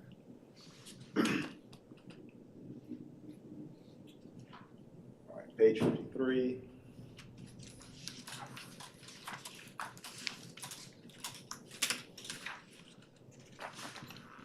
And there's actually a question for page 54. So on the goals for number 2, so talking about livable neighborhoods, maintain and repair existing housing stock to support neighborhood and community vitality. And then I think somewhere in the actions, I guess my question is, so what can a city do? So you got people who have private properties, right? It mentions the zoning code and things we can do on that side of things. But as far as programs and I don't know, can cities offer incentives, or how do we encourage people to improve their own properties beyond just no outdoor storage, right? Right. Yeah, know exactly what you're talking about. And this question came up with the DCEDC as well. Or, I'm sorry, with the Planning and Zoning Commission as well. The concern in the Planning and Zoning Commission was that we might be just deploying public works folks out to fix roofs and put in new windows, which is not the recommendation certainly. But so there are lots of great models around the country for municipally driven existing housing repair programs. They're most often funded by federal and state grants. The most popular grant program used for this effort is the Community Development Block Grant Program. The Community Development Block Grant Program would enable the city to apply to federal or state sources to create a fund to support housing improvements. Typically, let's just stick with CDBG for a minute. CDBG would say the homeowner has to earn in this threshold, so they would have to be considered a low to moderate income resident. The homeowner would have to be a low to moderate income resident. The city would receive a grant. I'll make up a number. The city receives a grant for $1 million, and the city administers that grant in one of a couple ways. One, the homeowner comes in, makes application, needs new windows. Let's use that as the example today. They've got leaky windows. New windows are needed. The person comes in, they've scoped this project and said, it's gonna cost me $20,000 to put new windows in my house. The city strikes a grant agreement with the homeowner. The homeowner executes the project according to the grant agreement, brings back the city's, the documentation. Code enforcement visits the home and makes sure that the work was completed in a workmanlike manner, and the city reimburses the homeowner up to $20,000. Those can come in the form of grants. Those can come in the form of loans, and that cost is all typically 80% of that cost is attributable to the federal or state funding source, right? The other method is perhaps a partnering method or a paired method would be for the city to retain an advisor, an architectural advisor who could go out and help the homeowner scope the improvement so that the homeowner could get that project appropriately scoped. The challenge always is I use this example often, but like a widow or a widower, older, living in a house by themselves, got a leaky roof. They're not typically savvy at going out and soliciting bids for a new roof and all of the things that would be required of the federal program. So I never want to say that there's going to be no burden on staff. You will have to have some staff support to help people package that program. I've gone way deeper in the weeds than you probably needed to know. The higher level picture is there are programs to model your program after. There are federal and state funding sources to bring to bear to support home ownership. It's almost always exclusive to low and moderate income residents. That's good. My concern was that, this is something we may or may not have the ability to implement without sending out staff to fix people's houses, what it sounds like. Can I add one more thing? One of the things that we have been discussing anyway, after the joint meeting, was having different groups or whatever to come in and be able to kind of bridge the gap between residents and the city and just help with things. And so like one of the things they was talking about was development. And I know there are groups as well as another option who puts it as part of their program. So we've had at least 2 different groups who was willing to volunteer their time to help with development as far as residential, teaching them how to develop, teaching them how to keep their land, teaching kids, in fact, as one of them, teaching kids how to do development and things of that nature.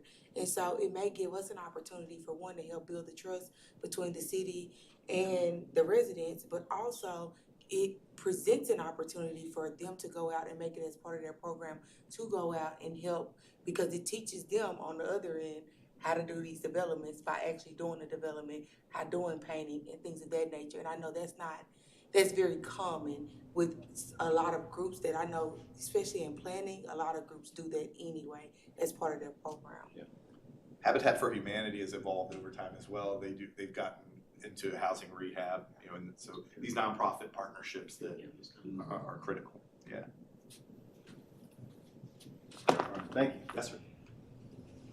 And then I have one recommended addition to the action plans here for livable neighborhoods, which is, because we've been talking about our Neighborhood Vitality Commission. So add somewhere in these action items here that their goals and their mission be oriented around specifically what's the goals of this plan. So when we talk about, because I think a big question has been, what do they do? What's their purpose? And this pretty much defines what they should be doing, the kind of recommendations they make and the work that they do. So Update their mission. Yeah. So you're talking about the big ideas here. Yeah. Page 56, the actual action plan. Okay. So put that into one of the actionable items. We can craft that language if that's council's preference. Good with And do we want to add that to neighborhood vitality itself to this? Because will they be around in 2040? That's the question. Or do we want to Will charge? they be around next month? And if they are, I guess that's my question. If we plan on keeping them, then this is what's guiding. Mm-hmm. Now, we can ask that the city manager will work with Neighborhood Vitality or the staff liaison to incorporate this in their vision, mission plan. Because if we add it in here, will we need to come back and amend it if it's not there come 5 years from now or 5 months? In the Or broader we can picture. change this plan, right?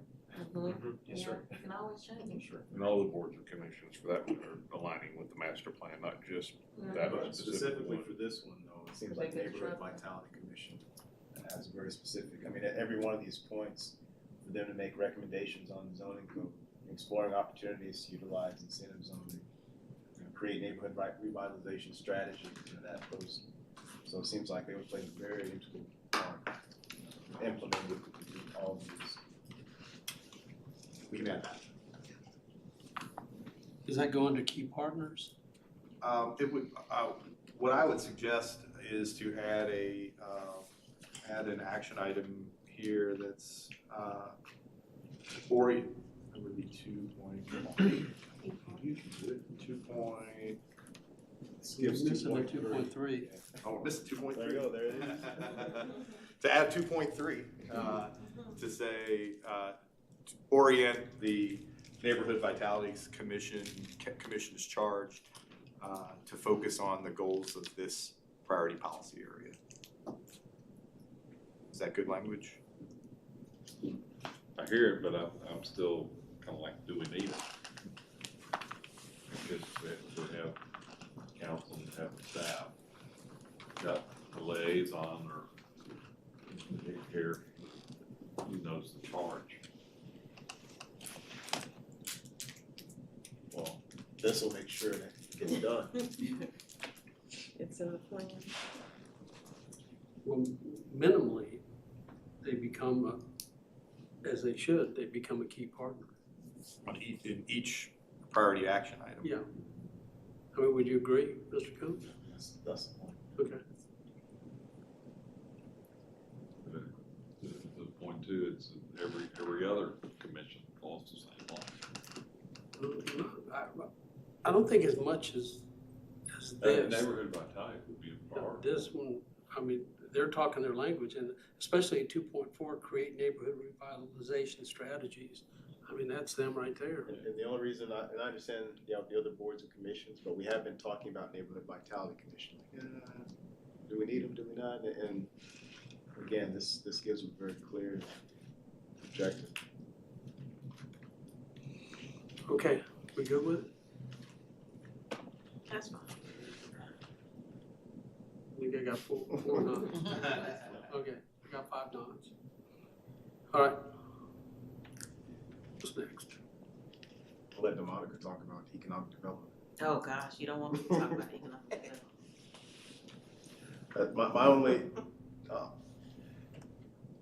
redevelopment, right, that's, I mean, that on the first page, that's the name of the game. And so, I just wanna make sure,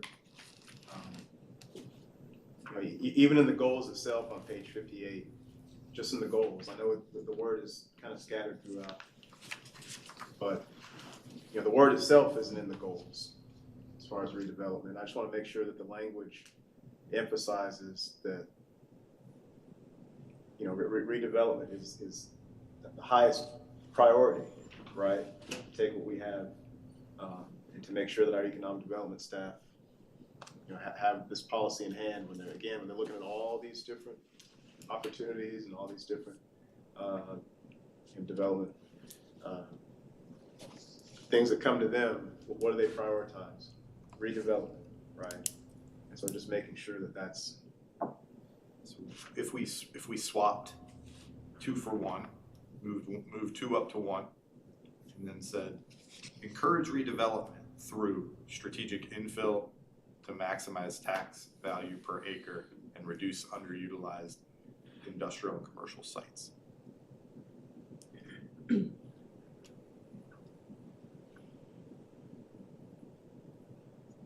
that was goal number 1. Redevelopment was prominently featured in that statement. As long as the word is somewhere there. You got it. Is council okay with that? That sounds good. Put it in bold, underline, red.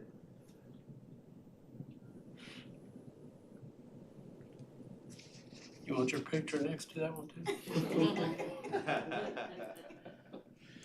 We should have found a way to work 1 picture per council member into this plan.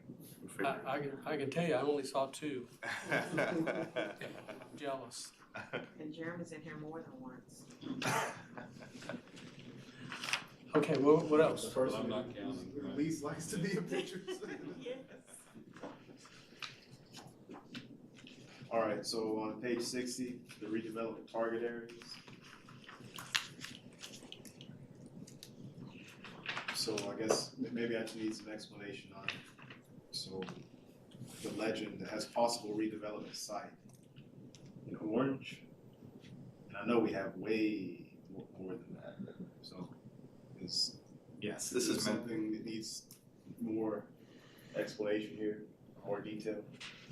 So I mean, up and down Main Street itself, right? I mean, if I were doing this, it would all be orange. yeah.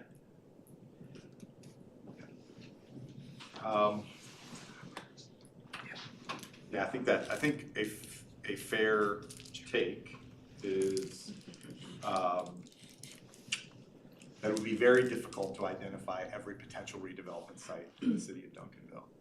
And so maybe I would ask the council if that if that exhibit is needed here. No.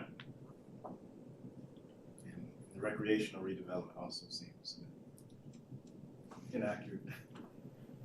I mean, that would, you have to be accurate, you would have invested a lot of time in developing that. So again, somebody 5 years from now, okay, they're looking, okay, what possible redevelopment sites we're looking for. So striking I would the, recommend, So we can strike that exhibit, and then that takes us to 3.3 on page 61. It says, work with local developers and property owners to pursue the redevelopment of underutilized areas in the city to create more housing opportunity and diverse mixed-use spaces. And it says refer to redevelopment target areas map, so I would just strike that, if that's okay. So at this point, not to stop the conversation and the observations, but we're now changing a document that's been approved by 2 other bodies, correct?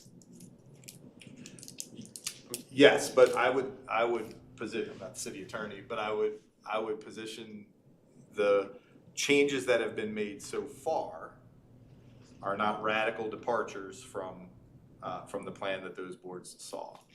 So it's totally within your purview to make whatever changes you want. If you started to go this way, I would say, all right, maybe this is the opportunity that we need to kick it back to the steering committee, let them refine the document, then back to the DEC. Yeah, I'm not looking to make needless delays on this process, but I want to make sure, so when we get done with this, I think it'd be a good question for the attorney, based on the number of changes we made. I tend to agree with you that they're not All minor. extremely, They're all minor. Can we send just a summary?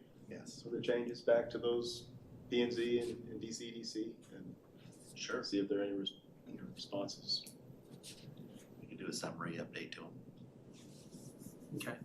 Whatever it takes, just to make sure that we don't approve something and then have somebody come back and say, well, we don't agree or we weren't told. I think that this will get the message to them.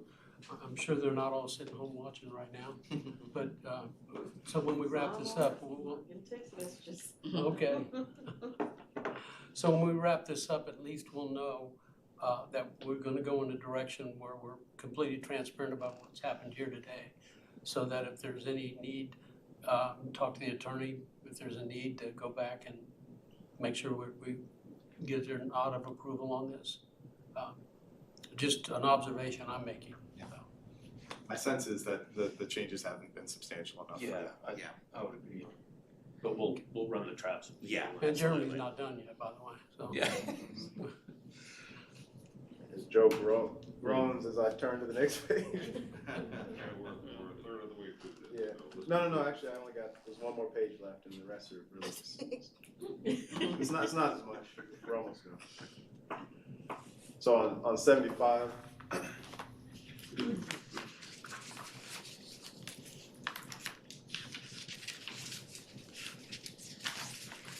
again, this is just something I probably just need an explanation on. So goal number 2, transportation networks and mobility, it says reduce road sizes to meet demand. So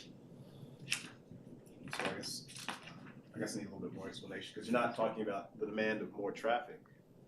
Right. So So, that seems counterintuitive. so there's balance.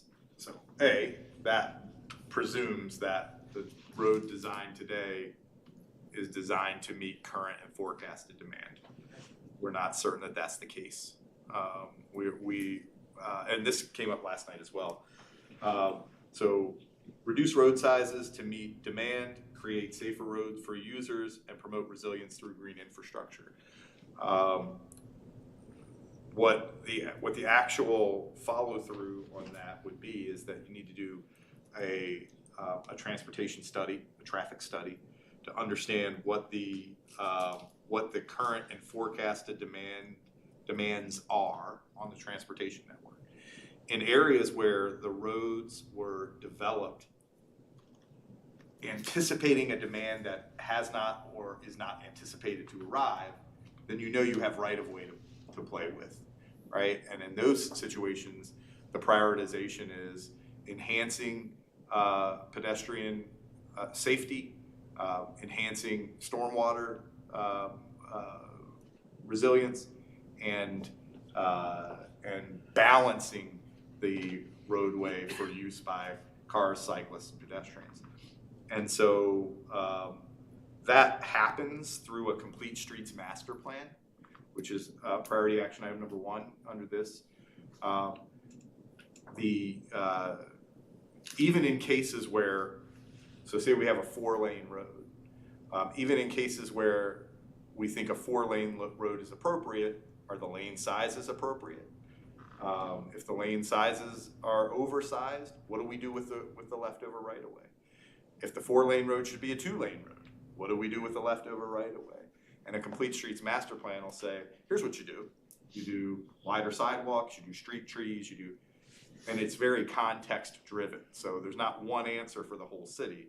First you do this, then you do that, then you do this. At this intersection, first you do that, then you do this, then you do that. And so reducing to meet demand effectively is saying it's our anticipation that should be validated by a transportation engineer that the road network may be oversized for the current and projected demand. But it's not necessarily always demand. It could be that by, let's say, lane shrinkage on Camp Wisdom, for instance, you might finally be able to address that up by putting landscaping in the center median, because you pick up that extra footage, which is substantial.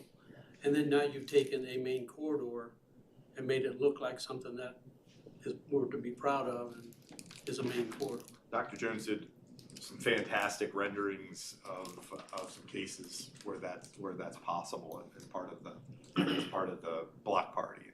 We can't wait to see that. In a lot of places, you know, especially if you have commercial development that comes right up against the roadway, you can take that outside lane of a 6-lane arterial and create, you know, parallel parking, you know, with some landscape bulb outs, and it really does a nice job of kind of bringing the street in, and then it provides that easy parking and access. Where some of this has been mentioned, and I'll be brief about this, on Daniel Dale and an area of Wheatland, it became very controversial very fast, and there were some pretty passionate feelings about those types of changes. So, but that'll be down the road when that's discussed, when the complete street plan master plan's done. And to your point, Mayor, I agree with what you're saying. But when they did the traffic study for Daniel, so even at rush hour, 50% capacity. Don't need it. Mr. Davis last night in the P&Z, he gave I called it, I was talking to AJ today, I called it the Gettysburg Address of comprehensive plans. Really, really heartfelt statement at the end of the meeting.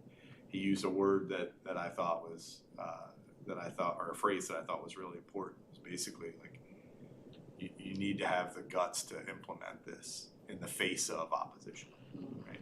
There will be opposition. Let the data rule the day. You all work for the people. If the world shows up and says, this is after you do all the data analysis and all the hard engineering work, if the public still shows up and says, I don't buy it, then you have a harder decision to make. But at least know the answer, right, before, so that the public can see the data. But That's the city of Dallas. A third of this document is just the data, which is, again, so glad that's in there. Well, good. I'm glad that says what I thought it said. I'm very happy to prove that and move on about the streets. That will be a policy document. So, all right, home stretch. We have to talk about page 66, green spaces.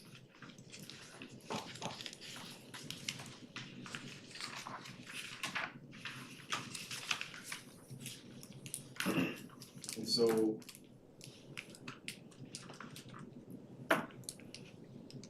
so I mentioned this before, so Cedar Hill, they've got a policy that says they're committed to protecting 25% of their green space, right? And again, I've said before, we don't have 25% to protect, so. But is there anything that we can put into this plan where we are committed to protecting some percentage of the green space that we have remaining? Obviously, I think that should be in there, but I know some people believe we should develop every square inch that's left, but. So is there something we can put in here again that commits us to protect some percent? I don't have that number, right? I'm just, obviously, it's not 25%. And when you say 25%, I'm not familiar Cedar with, Hills, I'm not familiar with the Cedar Hills pledge, but is the pledge to retain 25% of their land area as green space? Yeah, That's the way I theirs, understand it. Yeah. So So for us, it might be, okay, the green space we have remaining, right? What percentage of that would we be willing to? That's a deeper conversation, I think. Not knowing what we have and where it is and looking at it, it's. Well, here's the point though, when we say we have, a lot of the green space is privately owned. Yeah.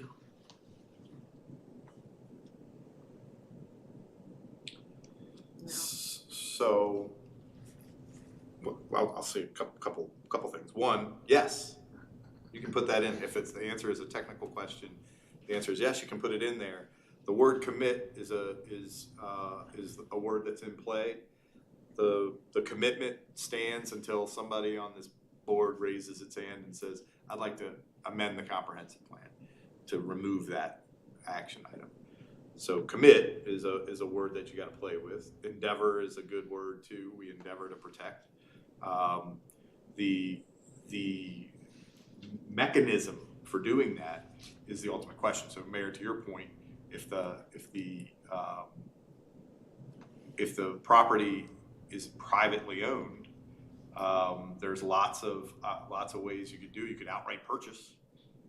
You can make it a priority for the city to purchase existing green space and make it forever green. There's ways to do that. You could purchase development rights that would let the owner retain ownership and keep it green and do what they're doing with that. That's usually not something that happens in a super urban area. It happens a lot in floodplains and with agriculture. But so there are some mechanisms out there to get you there. And I'm answering the really easy question. The harder question is the ideological one, which is to what degree is this city council interested in putting a target? And that you could establish it as a target versus as a hard and fast rule as well. Another thing too that you can consider, I know a lot of cities, they do, for example, with PDs, they make it to where you can only have so much of it. And so if that's something that, you definitely want to make sure that you can maintain, which is your green space, that may be something that should be the standard anyway across for all your commercial, that they have, say, however much percentage, 25%, because we already have a landscape plan anyway. We have landscape standards, but we can add them too, even for privately owned, where you can't just build where everything is concrete. You have to have so much, and that would help keep some of those green spaces in these different areas, in areas that we don't necessarily own. So that item 4.3, that green infrastructure playbook, talks about sustainability mechanisms in development, right? I do think, and the urban forestry master plan is another way to identify opportunities to acquire or designate green space in your development regulations. One of the questions that came up last night was this seemingly competing policy areas of densification and greening, right? And we pointed out that there doesn't need to be a push and pull there. To Dr. Jones's point, you can create development regulations that say you want to have a parking, you want to have a parking lot. You need a parking lot for every 8th parking space has to be planted.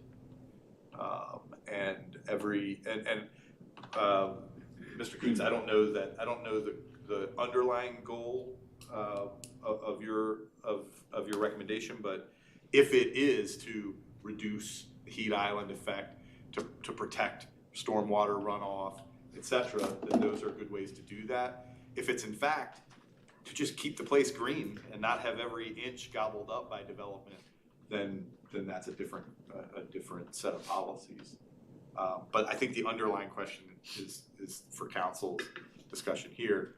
Do you want to set a target for preservation or enhancement of? And I mean, even if, like Kyle said, this is probably a bigger conversation. But is there something in here right now that mandates that we have that conversation? That's another opportunity. City council will, you could create a working group amongst yourselves. You could create a citizens task force or working group who's charged with inventorying existing green space, understanding what it is, where it is, what its underlying zoning is, those kinds of things, and making recommendations back to city council to determine what the preservation and enhancement approach is. That puts council in a position where let's assume it's someone where either you have to designate your internal or external working group, and B, you have to act on their recommendations for better or for worse. Back to commit. I mean, the mayor could table. I would just pick on the mayor because he's right across from me. The mayor could table that every time you bring it to the floor, indefinitely. But it's in the plan, and you've made a statement. Hey, we're interested in this. So that's the mechanism I would recommend, is to either create a city council working group or a citizens task force who's charged with inventorying and assessing the existing green space and making recommendations on preservation and enhancement. We're geographically, we're small, but that's quite an undertaking for any group, be it staff or some group of citizens to do that inventory that you're talking about. So if we, and again, this is an implementation discussion, but if we took it at its most lightweight and cost-effective approach, what I would do is pursue the county's assessment district, who provided us with this current land use map. And on that current land use map, it will say vacant. Current land use doesn't talk about zoning. If the land is currently shown as vacant or undeveloped, then that's green space. Parks, that's green space. So right away, you start to get a pretty good catalog of what your green space is. To your point, Mayor, if it was down to every median, on the curb line, you'd need a surgeon to do that. But right now, I think you can just use an urgent care to say, hey, we've got this many undeveloped acres according to the assessment district. We've got this many acres of public parks, and that's a good starting point to say we want to preserve all of that or some of that, or and here are the tools for doing that. I'm good with this recommendation, I guess, going under the action items. Is council okay with that approach? I mean, you can do that. Pretty sure there's some AI tools out there. Figure that all out for us, right? Would you prefer, or you don't have to decide tonight, would you prefer for it to be an internal working group or a citizen committee? Can it be a Mix. hybrid? Mix. Yeah. You got it. Cause you had, comprehensive plan, something committee or Yeah, implementation committee. implementation committee. We could have a general name like that and then later on decide. Yeah, you got it. Okay. We'll add that.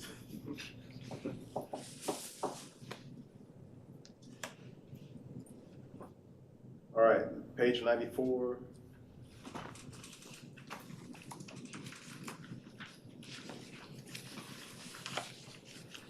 So Brandenburg Middle School's not on this map.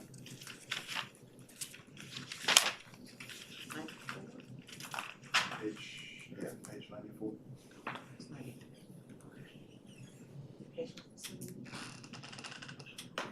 or am I just missing it? We'll see it. So, yeah, that's an easy fix. And then, I don't know if we want to, Central Elementary School is gonna be in the document. I don't know if we just wanna put Brandenburg- Central. Brandenburg is gonna be something different.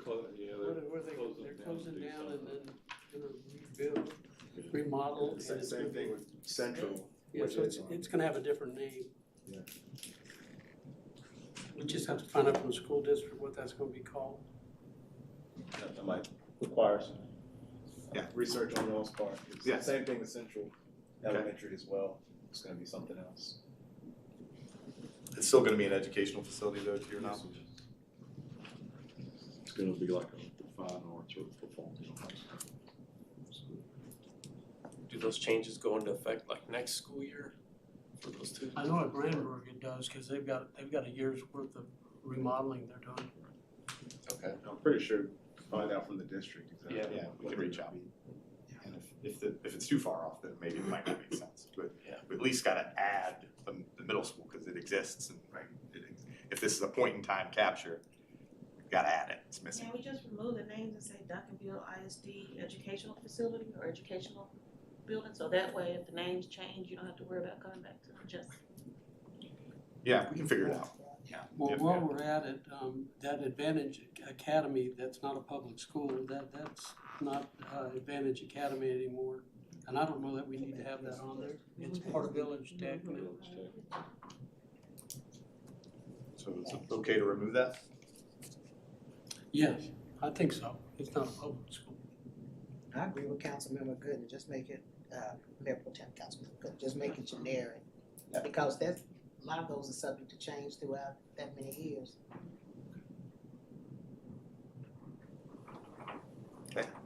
Yeah, I mean, and everybody should, I mean, I know everybody beyond this room should recognize, again, this is a snapshot, right? This is what was, when you adopted it, this is what it was, so. Okay, that change. And then can you walk us through the implementation process as far as with the CPIC and Sure. what all that's gonna involve? Making sure that when we're not paying attention to it, that somebody else is on top of it. So the role, I'll say it this way, the way this has worked in other communities, the council would appoint a committee that might look a lot like the steering committee, or that, depending on where the council wants to focus, might look different than the steering committee, right? So the goal is that you have a group of people who can look at this plan and look at the priorities of the plan and help staff prioritize implementation, right? And so the committee would be appointed by council, it would be staffed by the planning department, meets pretty regularly. Most of these CPICs meet monthly. Meets monthly, looks at near-term action items, teed up action items, and says, all right, of these, what are in process? Because as Ms. Gooden pointed out, you already got some things in process. What are in process? How's that going? How's the Parks and Trails master plan going? How's the Complete Streets master plan going? How's that going? If the committee sees adequate progress, they move on to the next thing. If there's a question about why an item is or isn't moving forward, they put that back to staff. And staff, works that. Effectively, to your point, the operation is for them to come to city council with some regularity, quarterly, annually, it's up to you, to come to city council with some regularity and report on the progress of the comprehensive plan, right? They are the folks who are being informed by staff how the comprehensive plan elements are moving forward. And so they can come to city council every 3, 6, 12 months and say, here's the annual report for the comprehensive plan and how it has progressed. And we think that's exciting and working really well, or we think city council has missed the ball on this. Some cities use them as a resource at budget time, right? Okay, we got a big pile of to-dos here. How are we gonna prioritize this? So they help staff and the city manager think through what items might show up in the proposed budget to city council. Effectively, it's however you want to charge them, but the goal is for these folks to monitor plan progress and report back to council on whether they feel it's moving at an appropriate pace or not. So would we wait until after we adopt the plan, and then, I guess, at the very next meeting, we would be. It's funny you say that, because one of the things we talked about over the last few days was you could leave here tonight and go home and brainstorm some names and bounce those around so that you could be in a position in October to make those appointments, so that we don't miss a beat. The first step in implementation is putting the implementation committee on the job. And so, yes, our thought process was, and I'm now speaking about the city manager, the assistant city manager, our thought process was use this time between now and October to generate potential candidates and get those appointments made in October. And if we could at September 30th, we already kind of generally the framework of what that committee looks like, but bring it back to y'all as part of the adoption. A recap is what the committee would look like, and set the stage so you all can start thinking of individuals you'd like to serve, and then again in October we can bring that item forward and get those individuals appointed. But we can, again, at the 30th, as a part of the adoption, we can give you that framework that based on what came out of this, of what that committee would look like. And at that point, we would decide,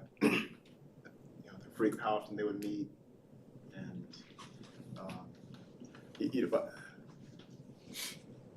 so I think one critical criteria here as far as who's on that committee is obviously their familiarity with this plan. So I know right now we might be thinking about people, right? But really, how we decide should be based on their understanding of what this document is and what they're supposed to do with it, right? So, I'm just putting that out there.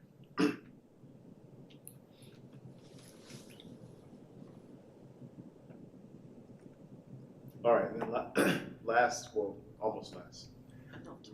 So, what are the measurables? So when they're looking at the plan and looking at what we're doing, how do we determine whether or not this plan is successful, if we are moving forward? Is there anything in here that gives us some metrics? So one of the things that each department is currently working on and I'm gonna mess it up, but Angel is helping staff develop key performance indicators. And the key performance indicators will align with the goals of the plan, the priorities of the plan. And so the plan itself does not contain specific metrics, but the city manager is going to initially review these KPIs to determine, are these appropriate measures for plan performance.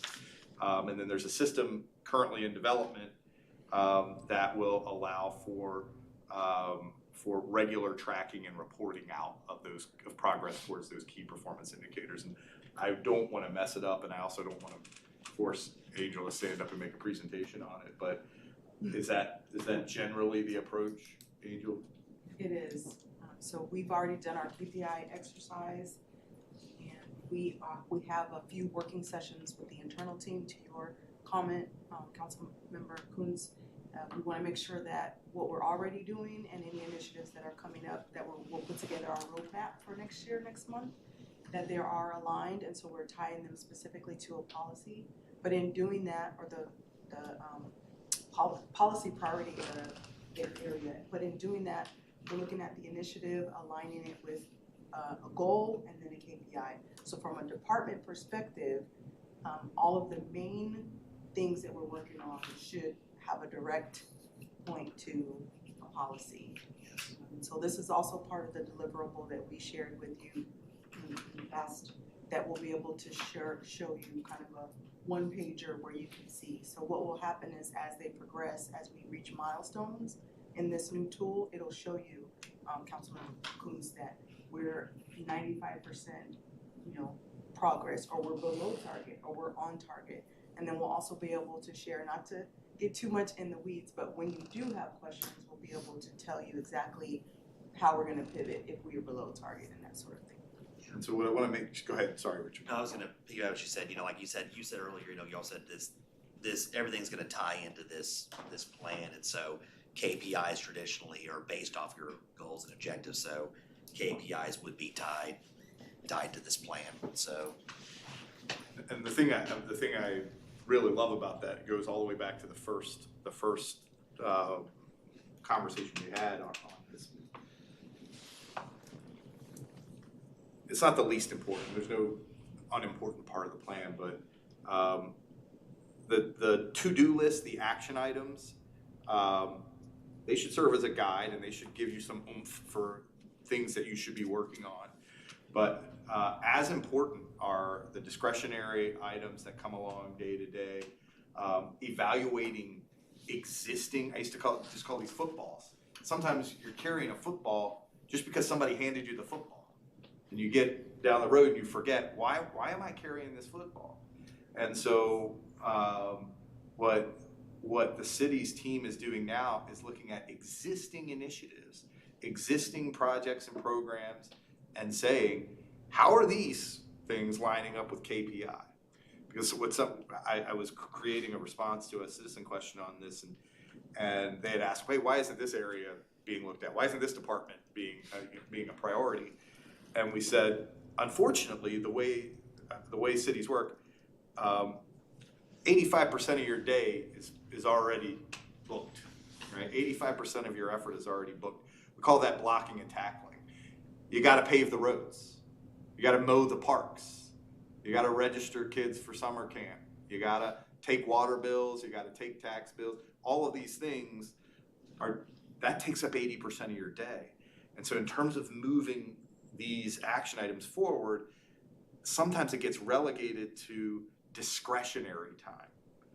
Like, all right, if I have a little time left over, I'll come back to the plan. What this team has come up with, which I think is genius, is we're going to audit and assess existing initiatives and say, this football that somebody handed me, they handed it to me because somebody handed it to them 10 years ago, and that got handed by somebody. Why are we still carrying this thing around? Why are we doing that? And that question doesn't get asked enough in local government, and your team's to be commended for that approach. And the great part about it is it ties right back to those KPIs and right back to those goals, so that discretionary effort increases, discretionary time increases, and now it's intentional. So probably more than an answer than you needed. That's good, yeah. It's important. Some people won't care, but I think it's important for us to be able to say objective, or us or any other council, right, moving forward, to be able to objectively say, hey, here are the goals that we as a city established, and here's how we are accomplishing those goals.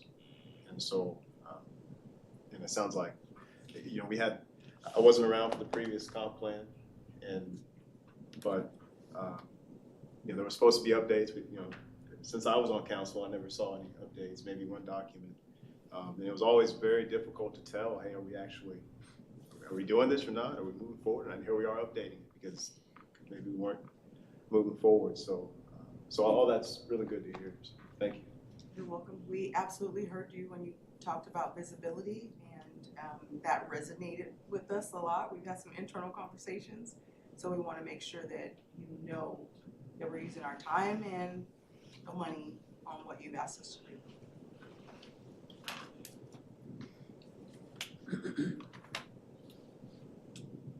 So last thing, and this is just Jeremy Coons thing. Maybe it's just more of a comment, an observation, is that even looking at the citizen data and all the input we got, there were no priorities that addressed heritage, preservation, protection of historical assets, those kinds of things. And that's a concern for me. And I know from again, the input we got and the surveys. But I know there is a segment of the population that is concerned about those things. We might be losing some of our heritage and, again, the historical assets and things like that. So,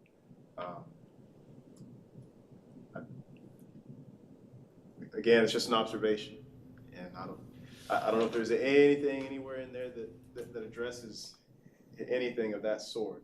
But when we are looking at land use, development, redevelopment, and here's a building that has some kind of historic significance, right? Do we treat that any differently? Matt, let me ask you this to that point. I'm sure you've worked with cities that had obvious historical buildings and a multitude of monuments and buildings, and it could even be homes that they're trying to preserve. We have I hate to term it this way, but we kind of have a hodgepodge of things that are protected, that some we all know of and some we don't know, because every once in a while, I've been here quite a while, and Mr. Coons will throw one at me I've never heard of before. I can't remember the last one, but a name that I'd never heard before. But having said that, we do want to preserve those, and I think this whole community wants to preserve that. And whether they know about some of them or not, they would support a strong policy or statement to make sure that we're protecting those things that we deem as being our heritage, our history. How is that covered if it's not in here? And since Mr. Coons brought it up, I didn't see it in here. How do we cover that? Yeah, I think, so very early in this conversation, Mr. Coons used the word distinctive, right? And one of the big passionate speeches I've given a couple of times through this process is that nobody comes to a community because you've got the best Applebee's around, right? Nobody comes to a community because they've got a really good Target. That's not an economic development strategy. People come to a community because it's different. It's distinctive. They can see something they can't see anywhere else. And so initially I was thinking culture means culture, right? It doesn't mean theater and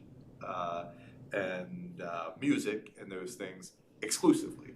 Culture means, you know, what's natural to a community or native to a community and important about that.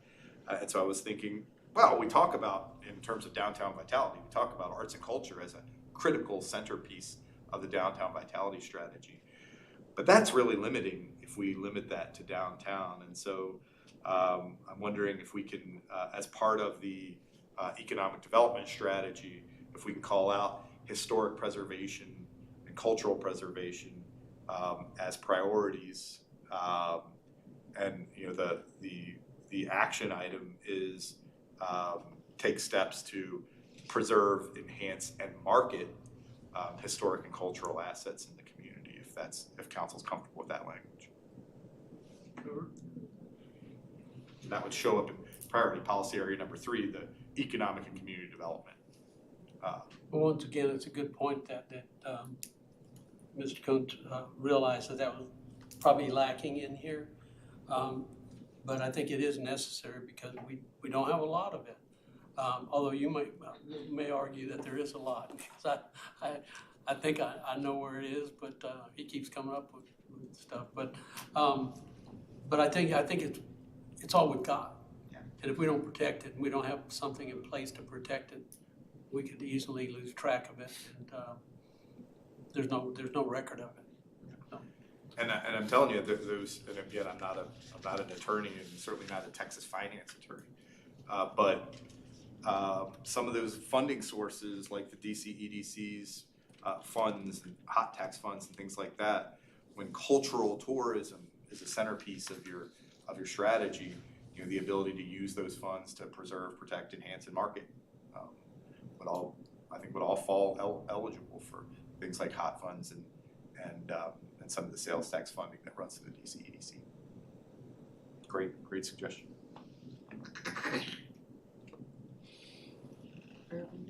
Who wants to go next? Kyle. Joe, you got a list?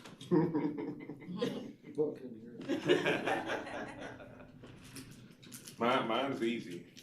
I've only got one, just a lot of words. So urban design was the big thing, one of the big things we heard about. I think it's just people not understanding it, and it's a scary word, urban, to some people. So this is just a feel-good more for the populace that doesn't understand that word. And it's whether or not to add a little bit of a definition or a page of, here's what we're talking about in this urban design. That's it. Those thoughts. You've got something. No, I was just gonna say the city manager noted that one of the recommendations that came out of the DCEDC was a glossary of terms, because we all live in this world and operate inside of this world, but in my nerdiest local government dreams, I see residents flipping through this and thinking about what kind of community they want it to be. So we want to make sure that it's accessible to everyone, that people can understand it. So creating a glossary of terms was a recommendation, and certainly urban design would be one of those terms to define. And I think the definition that's here today, this paragraph definition, strikes all the right notes.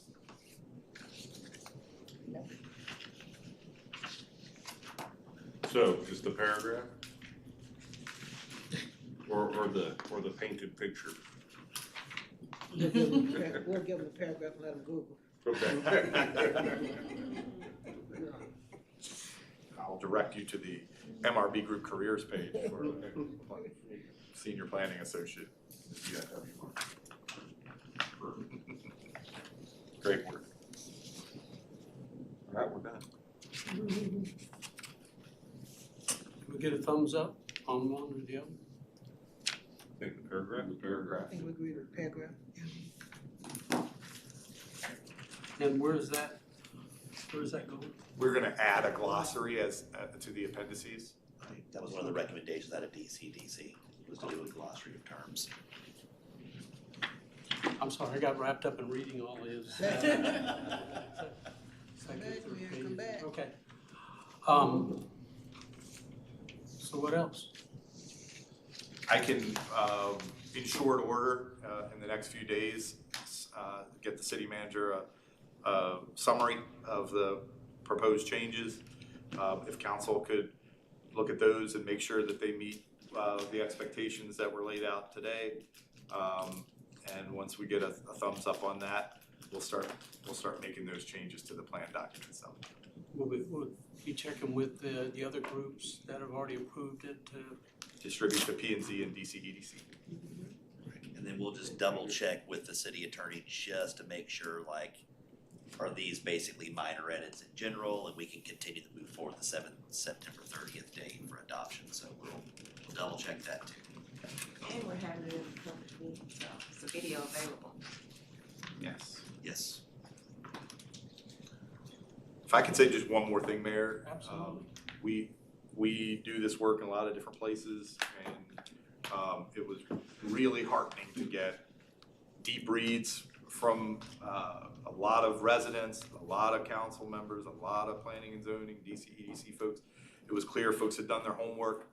I'm gonna start using Mr. Kuntz's phrase, like, this is a workshop. Let's do some work. You all put some good work into this, and I said it to the city manager last night. I can't say it enough. You got the right team here. They really know their stuff and they're passionate about it, so I appreciate being able to work with them. And Mr. McBurnett commented early on about our part in this, having 3 council members involved in this, and I think we all agree that we really appreciate the work that you did and put in. This is, as Jeremy said, probably arguably the best comprehensive plan that we've had. And the good thing is, I know for sure, we're gonna do something with it. It won't sit on a shelf, and I'm sure that you've had a lot of them that you've done that maybe have sat on shelves. Not that we've done, but other lesser firms. Oh, sorry about that. But also, Clarification. also, thank you and your firm for being such a large part of this and actually just becoming part of the family here, getting to know us. And then staff, I know that a lot of the staff isn't here, but for those that are here and for those that aren't, and interim city manager and the assistant city manager, this has been remarkable. It's been remarkable, and I didn't put in there as much work. I mean, it was tough reading 194 pages, but I took the oath. Did you sign the document? I haven't signed it yet. But no, thanks to everybody, because this is I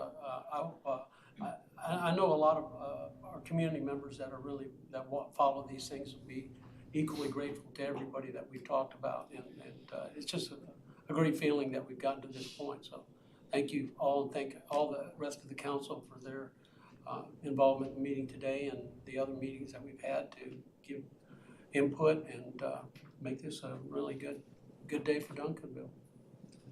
Has the new planner had a chance to review it? The new planner? She is starting on it, she's looked at it, she hasn't been able to deep dive in it, but she's definitely seen some of it, so Do you been need to know interested. what page she's on? I was trying to figure out how could I work in, where's the new planner? Because that's not on the agenda, so. All right, well, thanks again, and we are finished with our business for today, and we will adjourn at 6:31 p.m. Thank you. Thank you.